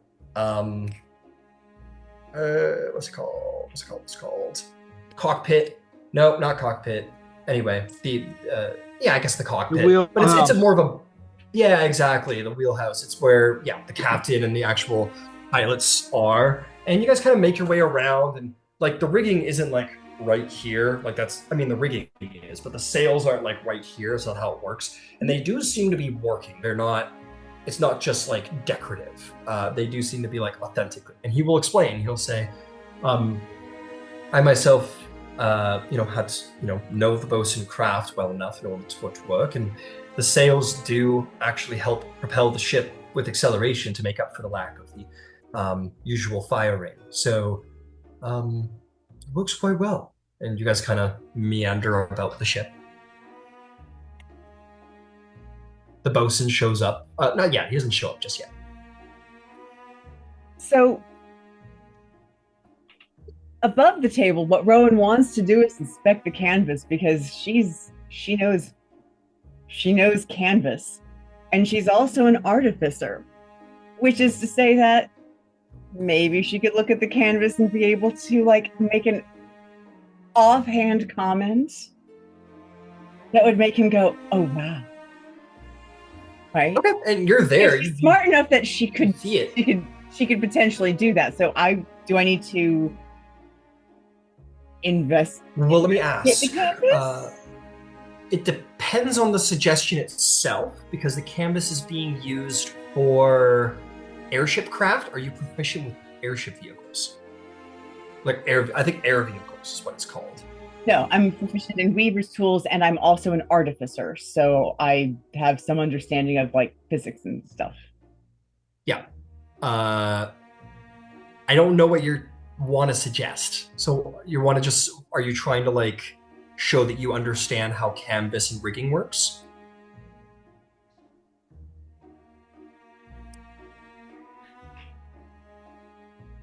No, never mind. It's fine. Okay, I just didn't know what kind of expertise you were trying to bring to the table That's cool. specifically. It's fun. Okay, you watch it all, and it's a good point. House Cannith has a lot to do with elemental bindings. It's a very big part of the craft, and now that you're freshly, not freshly at all, but at least fresh, like marked, and now actually out in society in Cannith, it'll be now you get to decide like where you want to work in Cannith, like how do you want to operate in Cannith? Maybe airships is your thing. At which point the bosun will arrive, and you'll see this like kind of burly half-orc show up. He's not dressed for the occasion. He's working today. He approaches and says, good evening. He'll bow, like a sort of unrefined bow. Say, good to see you again. And he'll refer to Raymond. And you say, good to see you again as well. I was just showing Rowan to Kenneth here the ship itself, the rigging. He goes, oh yeah, seems to be working all right. Everything seems to be fine. There's a little bit of drag on the back that we'll have to adjust when we land, but everything seems to be functioning mostly perfectly. Do you have any questions? No. No? Okay. Good seeing you folks. And he'll just kind of like he'll just like kind of go sit on a barrel somewhere, like make himself available. And Raymond will say, he'll just kind of give you the rest of the tour, and he'll just like talk and talk. As long as you're interested. She'll listen politely. Okay. And eventually he'll say, but I'm pretty proud of the ship. Usually Ondair is making a lot of warships. Actually, they equipped a lot of them for battle. But it was an interesting challenge to work on something more for luxury, I suppose. Where in House Kenneth do you think you'll be working? I have no idea. Fair enough. Well, shall we return to the party? Absolutely. Very well. And he'll just sort of escort you back and give a little nod to the first mate who sees him return, since she kind of like notes that you guys have returned off of the foredeck. And yeah. Would you remain in his company, or is there anything that you would want to do?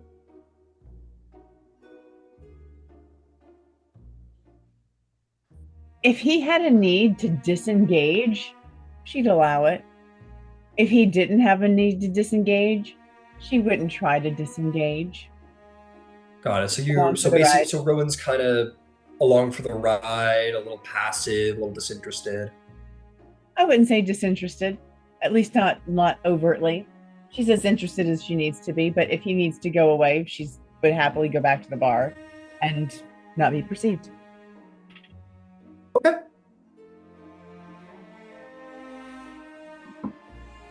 So as he's going to try and insight you to see if you're enjoying being around him. Are you? That's very neutral. So he's getting neutrality. So why don't you are you trying to hide your neutrality?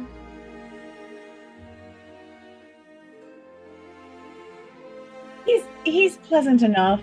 Like this is a lot for her. He seems nice enough. Mm-hmm. Right? Like do you get it? It's not that she's neutral, it's that this isn't her normal. So sure, this is fine. But if he needs to go someplace else, that's fine too. She doesn't know what else to do. So why don't you make me a persuasion check to relay to him that like you're not unhappy with his company.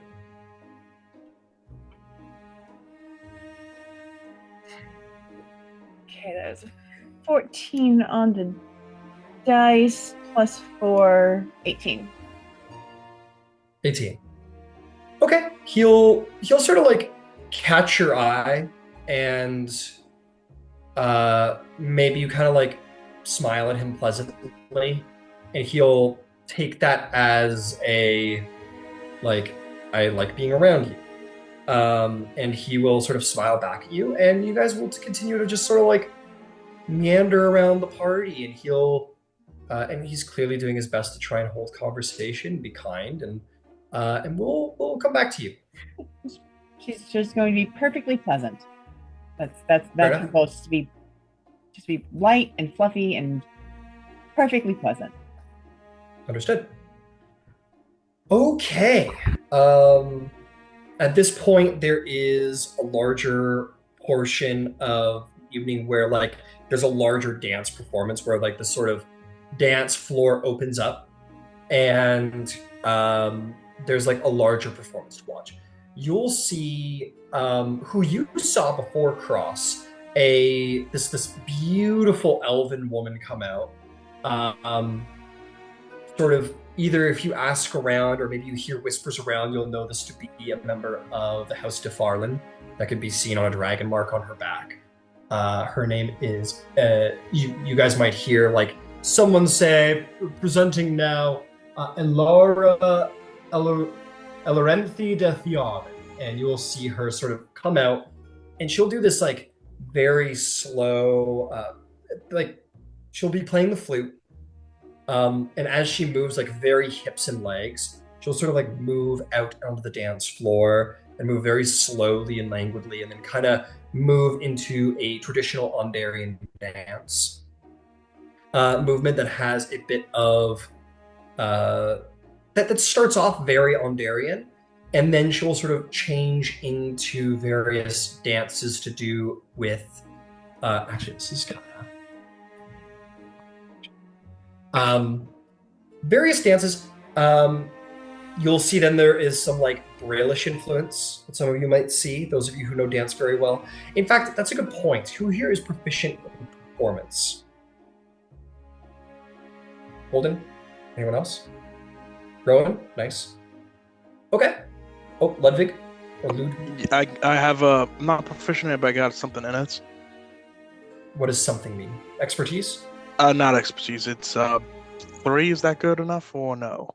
No, I was just asking about proficiency, not the number. Okay. Yeah. So Rowan and Holden have proficiency. So only you two really know the larger context of the dance. The rest of you see like she just basically performs beautifully so. But you two see that like she starts with this like the first half of the dance, this beautiful traditional Ondarian dance that is very low and slow and languid, and then brings in influences of Braillish, and then brings in influences of Thrain, and then Karnath, and then Holden and Rowan, I'd like you to throw insight checks, please.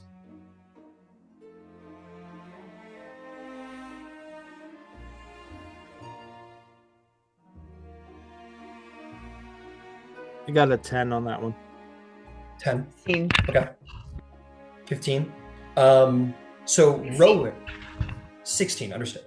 Rowan, you'll understand the last part, and you'll also understand that it's like, it looks slightly less refined than the rest of the dance. You're not it's still beautiful, but almost improvised in a way.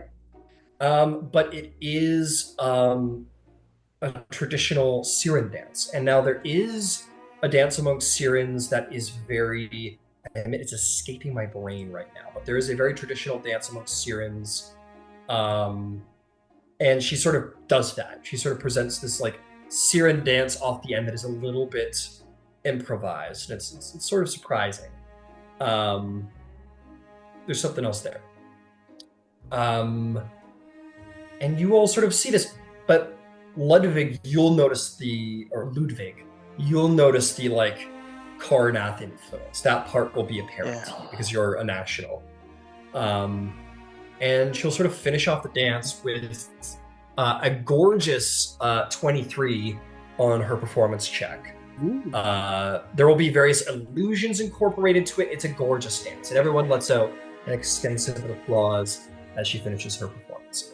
and some attention. And the dancer, as she bows, she'll gesture her hand backwards to who you will see, Lady Seneschal Quinlis Ilarenthi de Fiarlin, who is a high-ranking member of House Fiarlin, who will smile and bow. You can sense she was probably responsible for making sure Fiarlin was a part of the entertainment value here.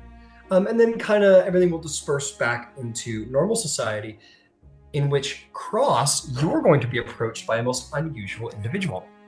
Oh, boy. Not so unusual, but you'll hear excuse me, pardon me, and you're gonna look down and you're gonna see this gnomish woman she has green hair pulled back tight, and she has like a beautiful green dress and like a little pouch at her side, and in her hand she's holding a piece of paper and a quill, and she's got circular spectacles.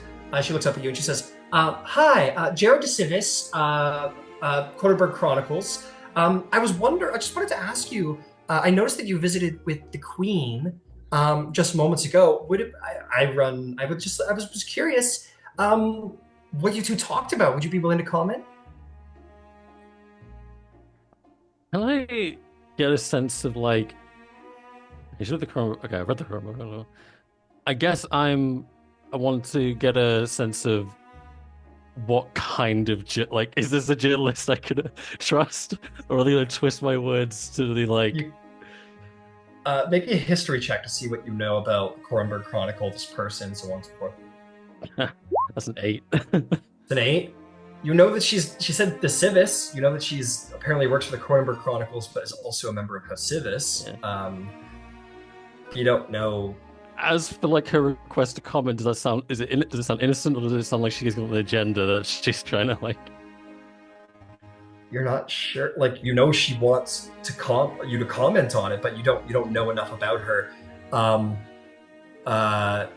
I'll say, yeah. I'm sorry, you just don't know enough about her, okay. And like you couldn't That's tell fine. On her face, like I'm gonna butcher this. Like you couldn't tell. You know what I mean?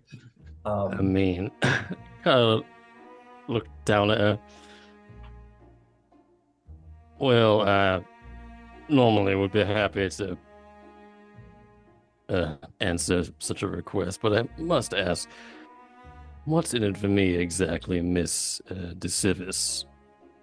Well, I hear a lot of things. If you were wanting an inside scoop on something, maybe we could trade a little information. You could tell me a little about you, and I can tell you a little bit about somebody else. I mean, I don't want to explicitly give away any source of information, but maybe I could just sort of like winks at you and says, maybe I could just push you in the right direction of something interesting. Well, if I do tell you what we discussed, you'll probably be able to surmise what sort of information I want from you, but I think this is I agree to these terms. Okay. I represent, I'm a diplomat for Prince Orgav in Nicaea. Oh, that much I knew.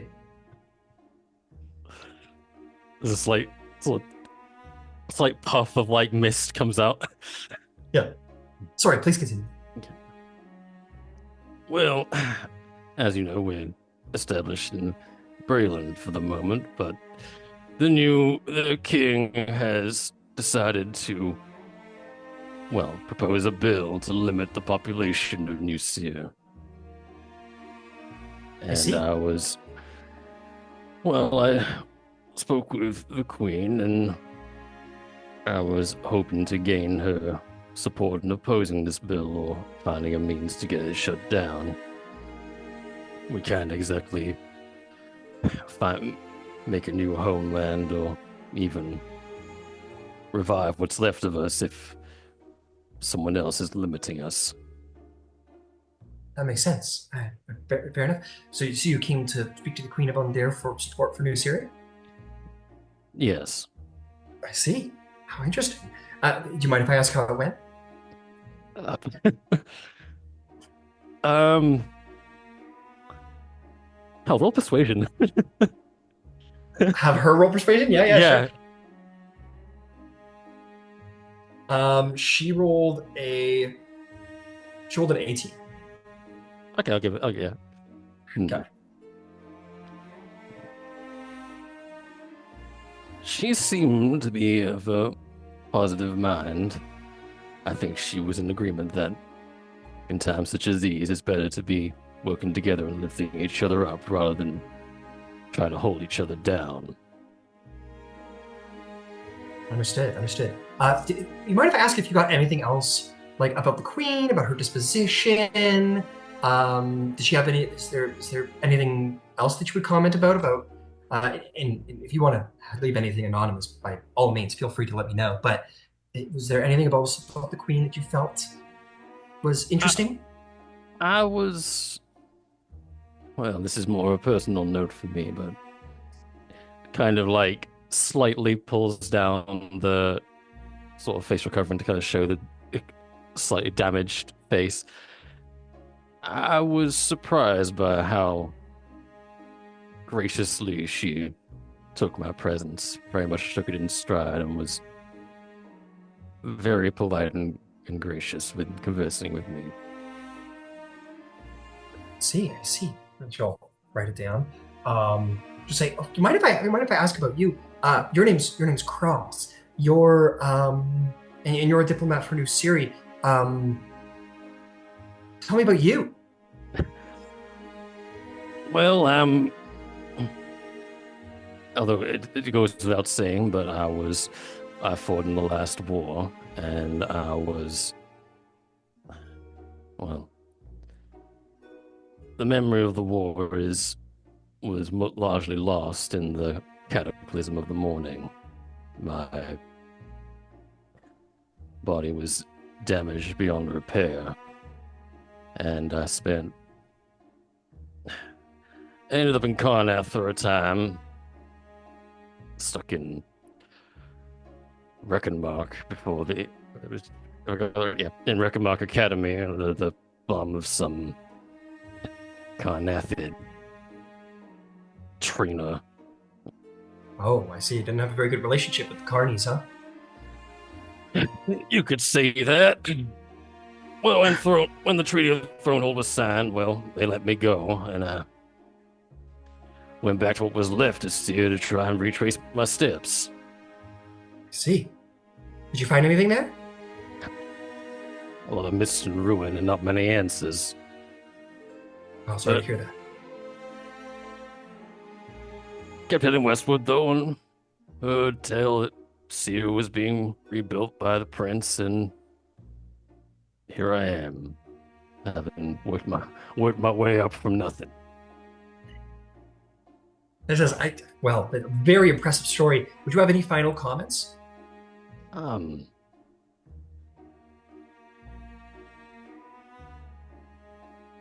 like to say that the morning was an unprecedented disaster, and that whoever or whatever was responsible will be found, and the people of Seer will be avenged. Avenged. Ooh, very cool stuff. Okay, can I ask you something off the record? Of course. Okay, did you notice how forward the matriarch of House Lyrander was? She kissed the queen's hand. Wasn't that something? We just quickly pull up.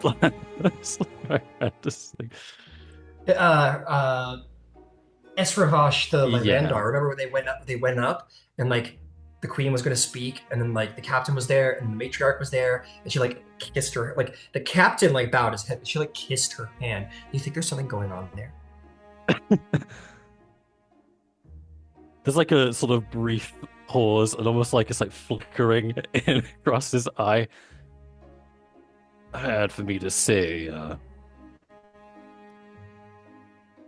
Sometimes the divide between metal and flesh sometimes makes it hard for me to fully understand what goes on in the minds. Right. So Warforged don't they don't fall in love. They don't like have love and stuff like that. Romantic stuff. Above the table, have I ever seen anything like that before? Have you seen any war children? War children, but they're like, yeah, they can't reproduce for Yeah. one. That they're just metal down there. but like whether or not like even just like 2 or 3 warforged like specifically like kind of have like a relationship that's similar, I guess. I'll give it to you. It's not unheard of. There are Warforged. They have various different, like, there's all kinds of different Warforged out there, personality-wise. Like, a lot of them, Yeah. like, they all have that robotic-sounding voice, but there is a variety of personalities. And you've heard of Warforged relationships. You're not really sure how it works. Like, it's sort of something that I think Warforged kind of are like, I don't know. It's up to you, but I imagine the culture is like, it exists, but it's something that they're still figuring out, I haven't seen any of that myself, certainly. I haven't felt it. Relatively speaking, we're a young people, and Right. and we ain't been free for that long, so That's many true. of us That's true. are still figuring things out. I mean, I only recently found faith in the sovereign host. Faith for something like me is a strange thing, but also empowering. Makes sense. Well, thank you very much for your interview. Make sure to pick up the Cronenberg Chronicles. You might just be in there. Have a good day. Hey, before you go, we had a bargain. Oh, right. Forgot about that. Yes. What could I do for you? Is there anything specific that you're looking for? So, like, Siri related? More Braylon related. I wanted to Braylon. know if you'd give me a cursory sense of how the Braylish people feel about that bill. She goes, Fiona looks around, she goes, I'll give you the scoop. We're actually planning to do an article. I don't know if you know this, but Prince Orgrave, he agreed to do an interview to basically to do a smear campaign against the bill.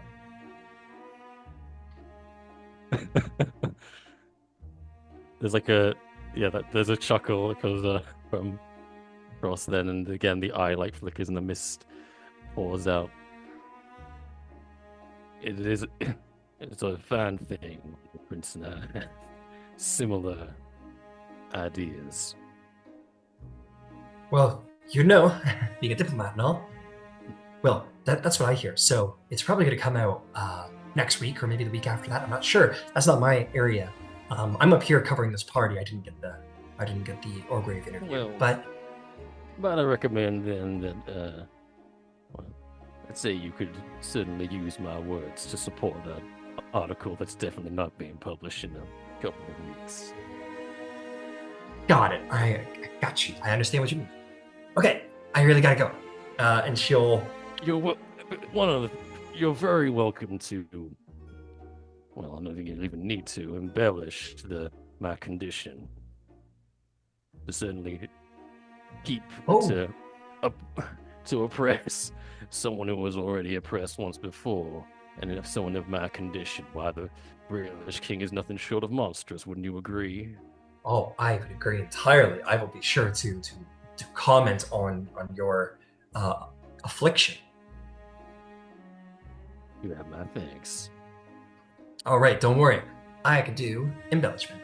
My editor might be mad, but that's okay. All right, well, I'll talk to you later. It's great meeting you, Cross. And she'll scamper along the way.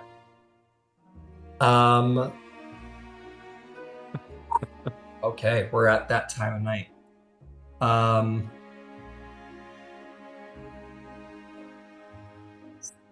Okay, you guys have caroused, you guys have met with various individuals, and you have been a part of the party. There is going to be a tinking, ding, ding, ding, ding, ding, ding, as someone is going to propose a toast. And just to be clear, you guys have been at it for like, we're gonna say like you taken off. We're gonna say it's been like 2 hours, maybe like 3 hours of you guys like carousing at this point and talking, meandering, doing this and that. Ding, ding, ding, ding, ding, ding, ding, ding, ding. People will begin to like turn their heads and look over, maybe begin to whisper and start to sort of ask themselves, "Oh, like who's that? Who's calling the toast?" And questions. Um, Zolly and Holden, you are definitely going to recognize this individual.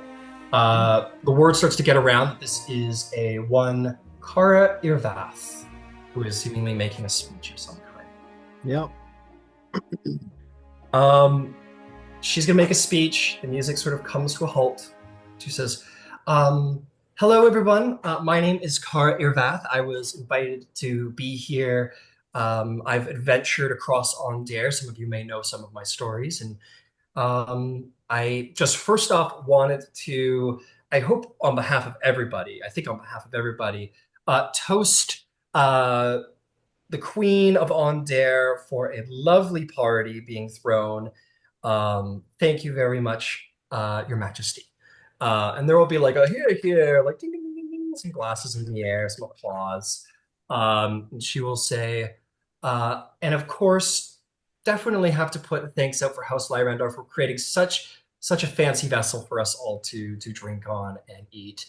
Thank you very much to House Lyrandar. What a fantastic job. Ding. And there's another little applause.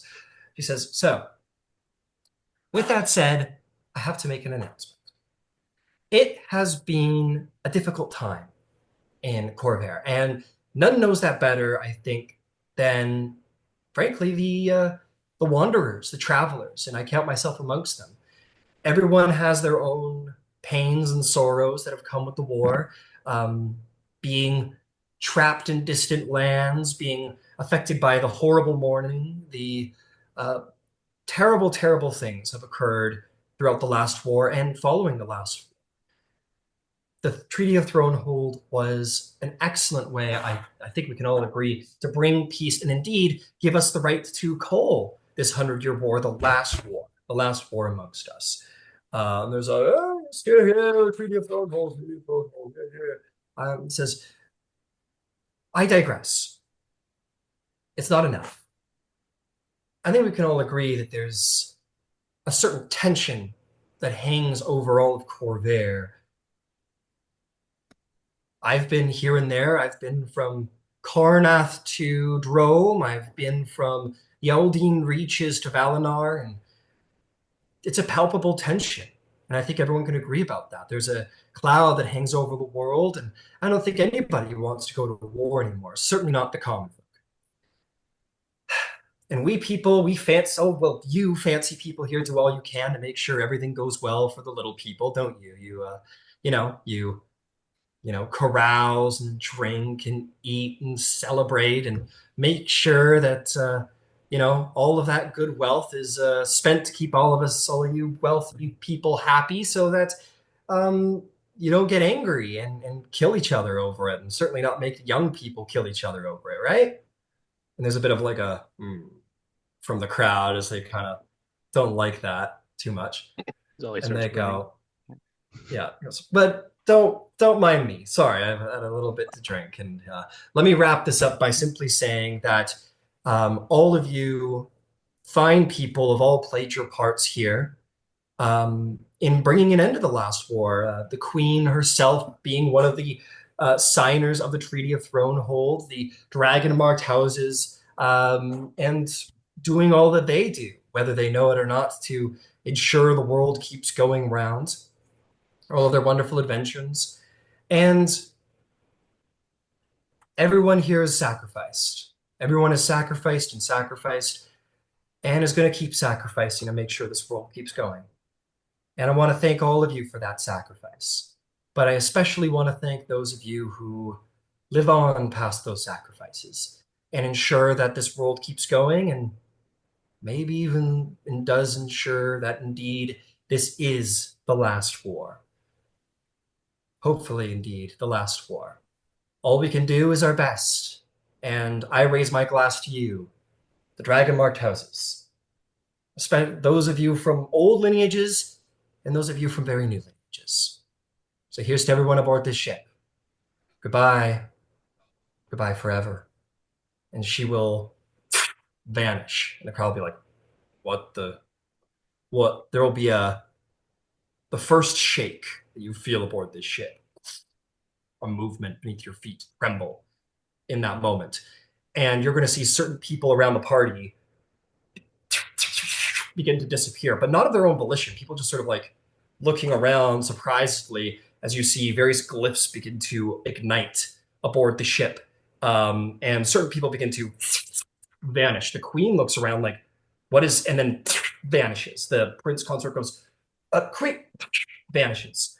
The royal family vanishes. And people are looking around uncertain. There's motion in the crowd. And then there's another raucous sound from below decks. And as these arcane jewels ignite, 1, 2, 3, 4, 5, 6, all of you vanish.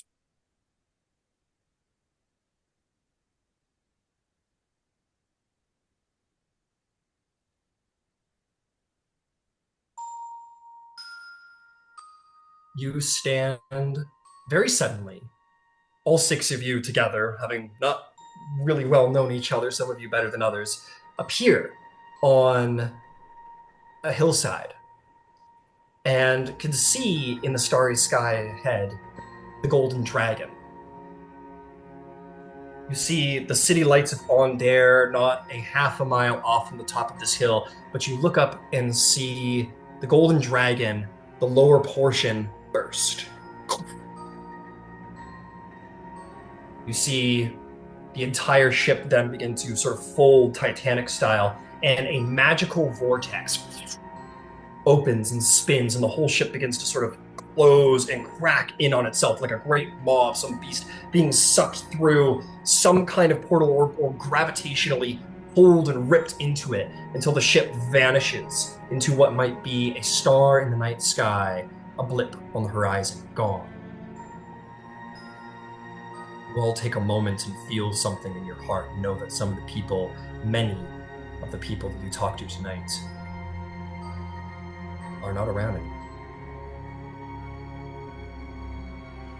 And as that shock hits you, a beating in your chest, maybe an excitement for some of you, maybe a mourning for some of you, maybe not much at all, but it's a shocking moment. One that is immediately replaced by a second shocking moment. You all feel a burning, some kind of searing, burning sensation. Not quite to the point of pain, but enough so that it's a struggle. And in this moment of trauma, and you will all be able to decide, but somewhere on your face, somewhere on your neck, a mark appears. Burns in. It is no bigger than about that large, and it looks something like an eye. And it is a dragon mark that none of you have ever seen or heard of before. And we all have it. As you feel this and look around at one another, you see that everyone, including the Warforged, does indeed, somewhere on their face, somewhere on their neck, has this strange dragon mark burn and appear on each of your heads, on each of your necks. I'll say that because Cross usually has the head like covered, that when the burning starts, they start removing it all to try and like figure out what the hell's going on. So then you can see in all its hideous glory, like the entire sort of right side of their face is just this blackened, burnt, melted, with like scrapes, and the entire lower faceplate is gone. On the left side, where it's still sort of pristine steel, the mark appears just on their cheek. You can ask the people around you if you haven't, but you know. And you feel a certain magic flow through you. Something that to 3 of you will be familiar but different. And to the other three of you, entirely strange. But you have all been dragon marked. A new dragon mark.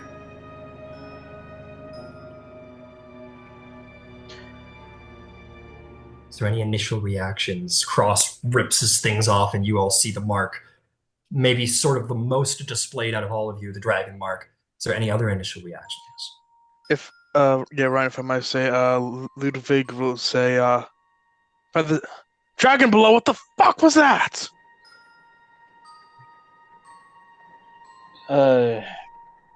Zolly's going to clap a hand against her neck where the mark is burning in. And she's looking towards the sky, and then after a moment, just to kind of get a better lay of the situation, to see if anyone else is around us, I'm going to cast a quick spell, and just the main mark on her cheek is going to flare up as I'm going to cast Elevated Sight to get a bird's eye view of the hilltop that we're on, and just kind of see where we're at, try and find potential threats, try and keep an eye out for what's happening, and see if there's anything that she's missing here. Can I ask? Elevated sight comes from it comes from your ranger stuff, right? Correct. Okay. Yeah. You cast elevated sight. I know elevated sight. You send your sight up to look around. You see Fairhaven again, not terribly far off. You could easily walk there in a couple of minutes. You look around the countryside. Make me a perception check at disadvantage because it is past twilight. It's fairly dim. Perception check. This is for Zolly. Perception check disadvantage. It's getting dark out.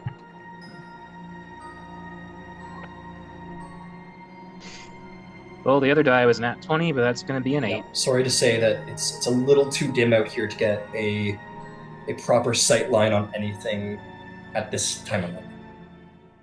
Okay. And that's even with like dark vision 120? Dark vision 120. You go 100 feet up, right? 120, yeah. 100. Well, your elevated sight takes you 100 feet up, right? The elevated sight, I think, also goes 120. Let me double check. Then it's going to be the same thing though. Like you'll have the aerial radius, but anything on the ground past. So anywhere within your dark vision sight, you're clear as far as you know. Okay.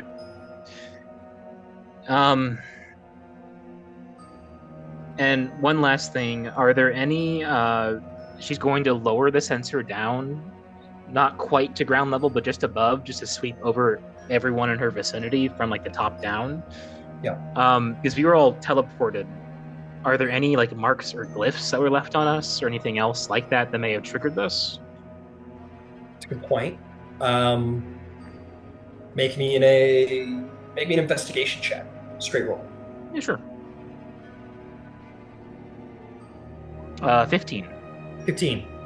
You scan your companions, who are all still in, fancy dress. There's no obvious sign of magic. The only thing that really is common amongst all of you is this new dragon mark.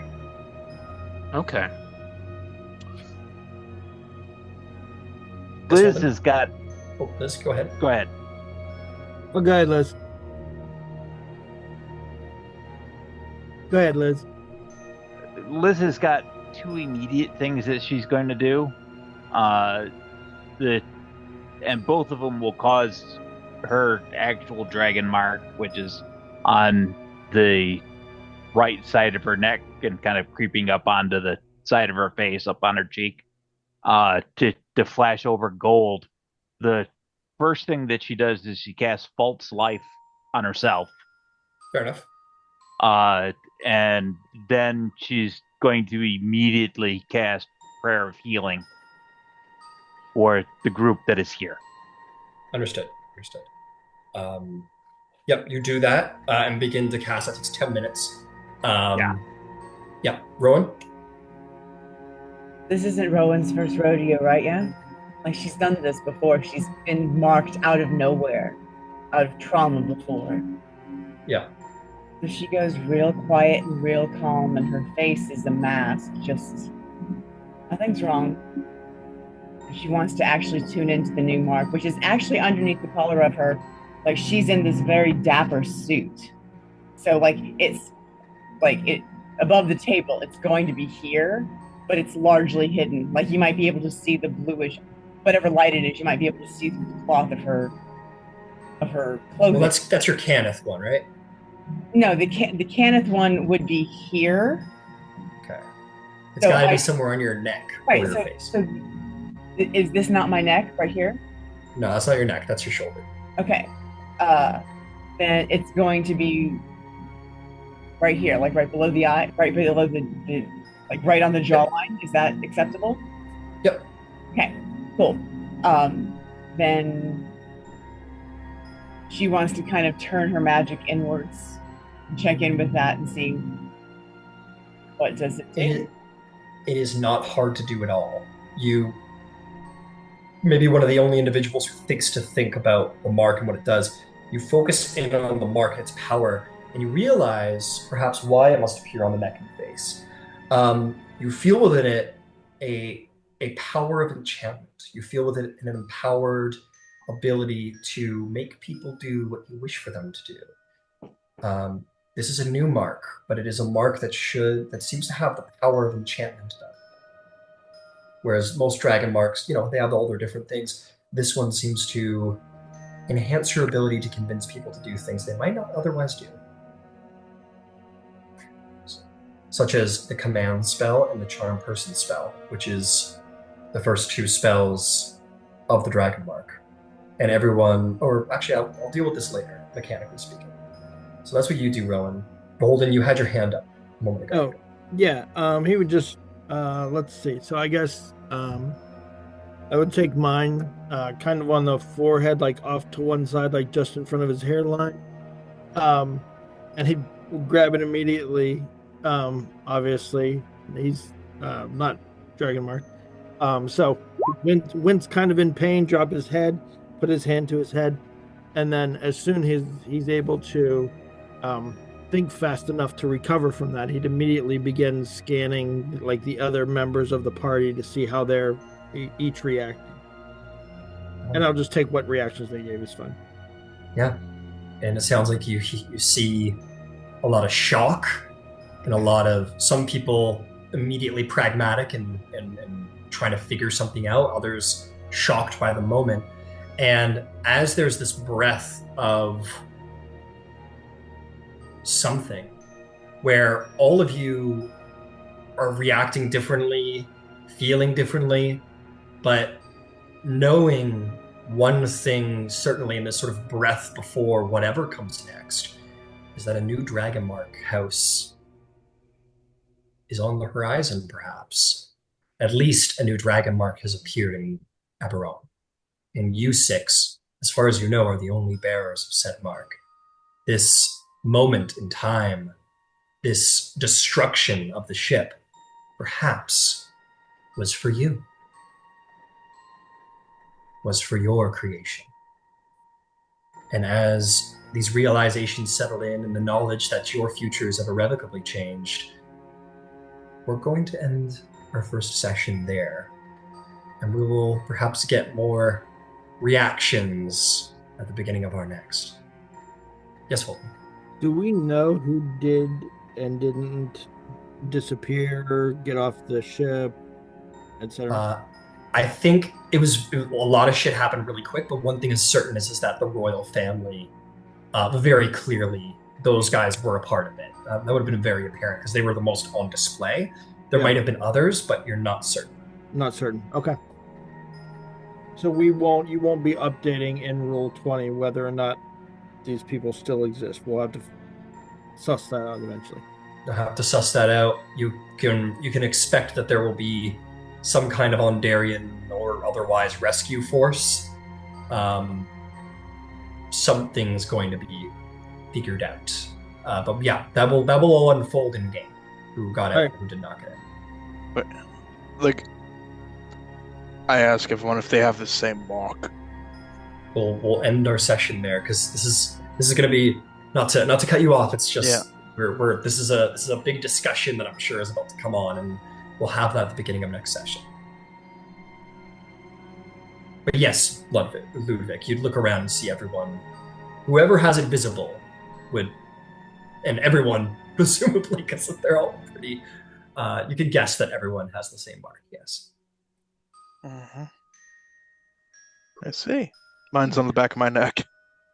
I do need to speak to my pre-dragon marked folks at some point this week, and we'll figure out how we want to proceed forward with our old dragon marks. I have some ideas regarding that, but I don't want to take from people too much. So we'll have a little conversation about how we feel about those things going forward and what ideas I had. But that's where we'll end the session. When can we get with you? Whenever you guys have time. I'm available to your schedule, Ryan. So yeah, I'm pick me available whenever. I'm available at your earliest convenience, whatever it is. Okay, fantastic. Yeah, and it doesn't need to be like a huge discussion. I'll organize something with the three of you, and maybe it'd be cool if we like all make that like a group choice, or if there's individual stuff. Yeah, we'll figure something out. I'll shoot a message to you guys. We'll figure it out. Cool. As far as never mind. Well, you mentioned that the Dragon Mark gives the use of command as a spell. Yes, I'm going to be adding a feat to all of your character sheets. I have hid it from public sight because I didn't want to spoil anything, but I will be adding a feat to all of your sheets that has the details of your new Dragon Mark on it. I was going to say that as an Order cleric, I have command by default. I see. It's funny because every Dragon Mark has an exclusive list of spells. Yeah. They don't overlap at all. So in order to make this mark, I had to pick stuff that didn't overlap and also would have been logically helpful for what the mark is going to become. Well, the upside to that is if you're pulling from something that is already gives you access to command, like a level in cleric as a random example, you don't have to prep it. You can prep something else. Prepared. It's always prepared. Yeah. Spell. Yeah. Well, let me ask my Dragon Marks. Do the mark gives you like a once a day of each, or is it just like make it prepared on your sheet? So usually you always have them prepped and get a certain number of like a free casting of each spell. And then it also modifies what spells you can learn whenever you level up. For Zolly, since I cannot mix the 2014 and 2024 rule sets, she's technically just a pure orc species, and then I was flavoring her ranger spells as her mark magic. Oh, well, we'll figure you out. Yeah. We're gonna If it's like a free cast, like more as like a once per short or whatever long rest case, that's fine. Like if it's its own resource, whatever, cool. I'll take a free exclusively spell slot command. Yeah, we'll all figure out. We'll all figure this out. But this actually complicates Rowan's skill, like tools she can use with the mark of making. She gets tool proficiencies with that. Yeah. Which is why we're going to have a conversation and make sure that I'm not buggering up anyone's build. I don't want to do that. Okay. Yeah. Have a good evening, everyone. Alrighty. All right. Great. Have a good evening. Take care.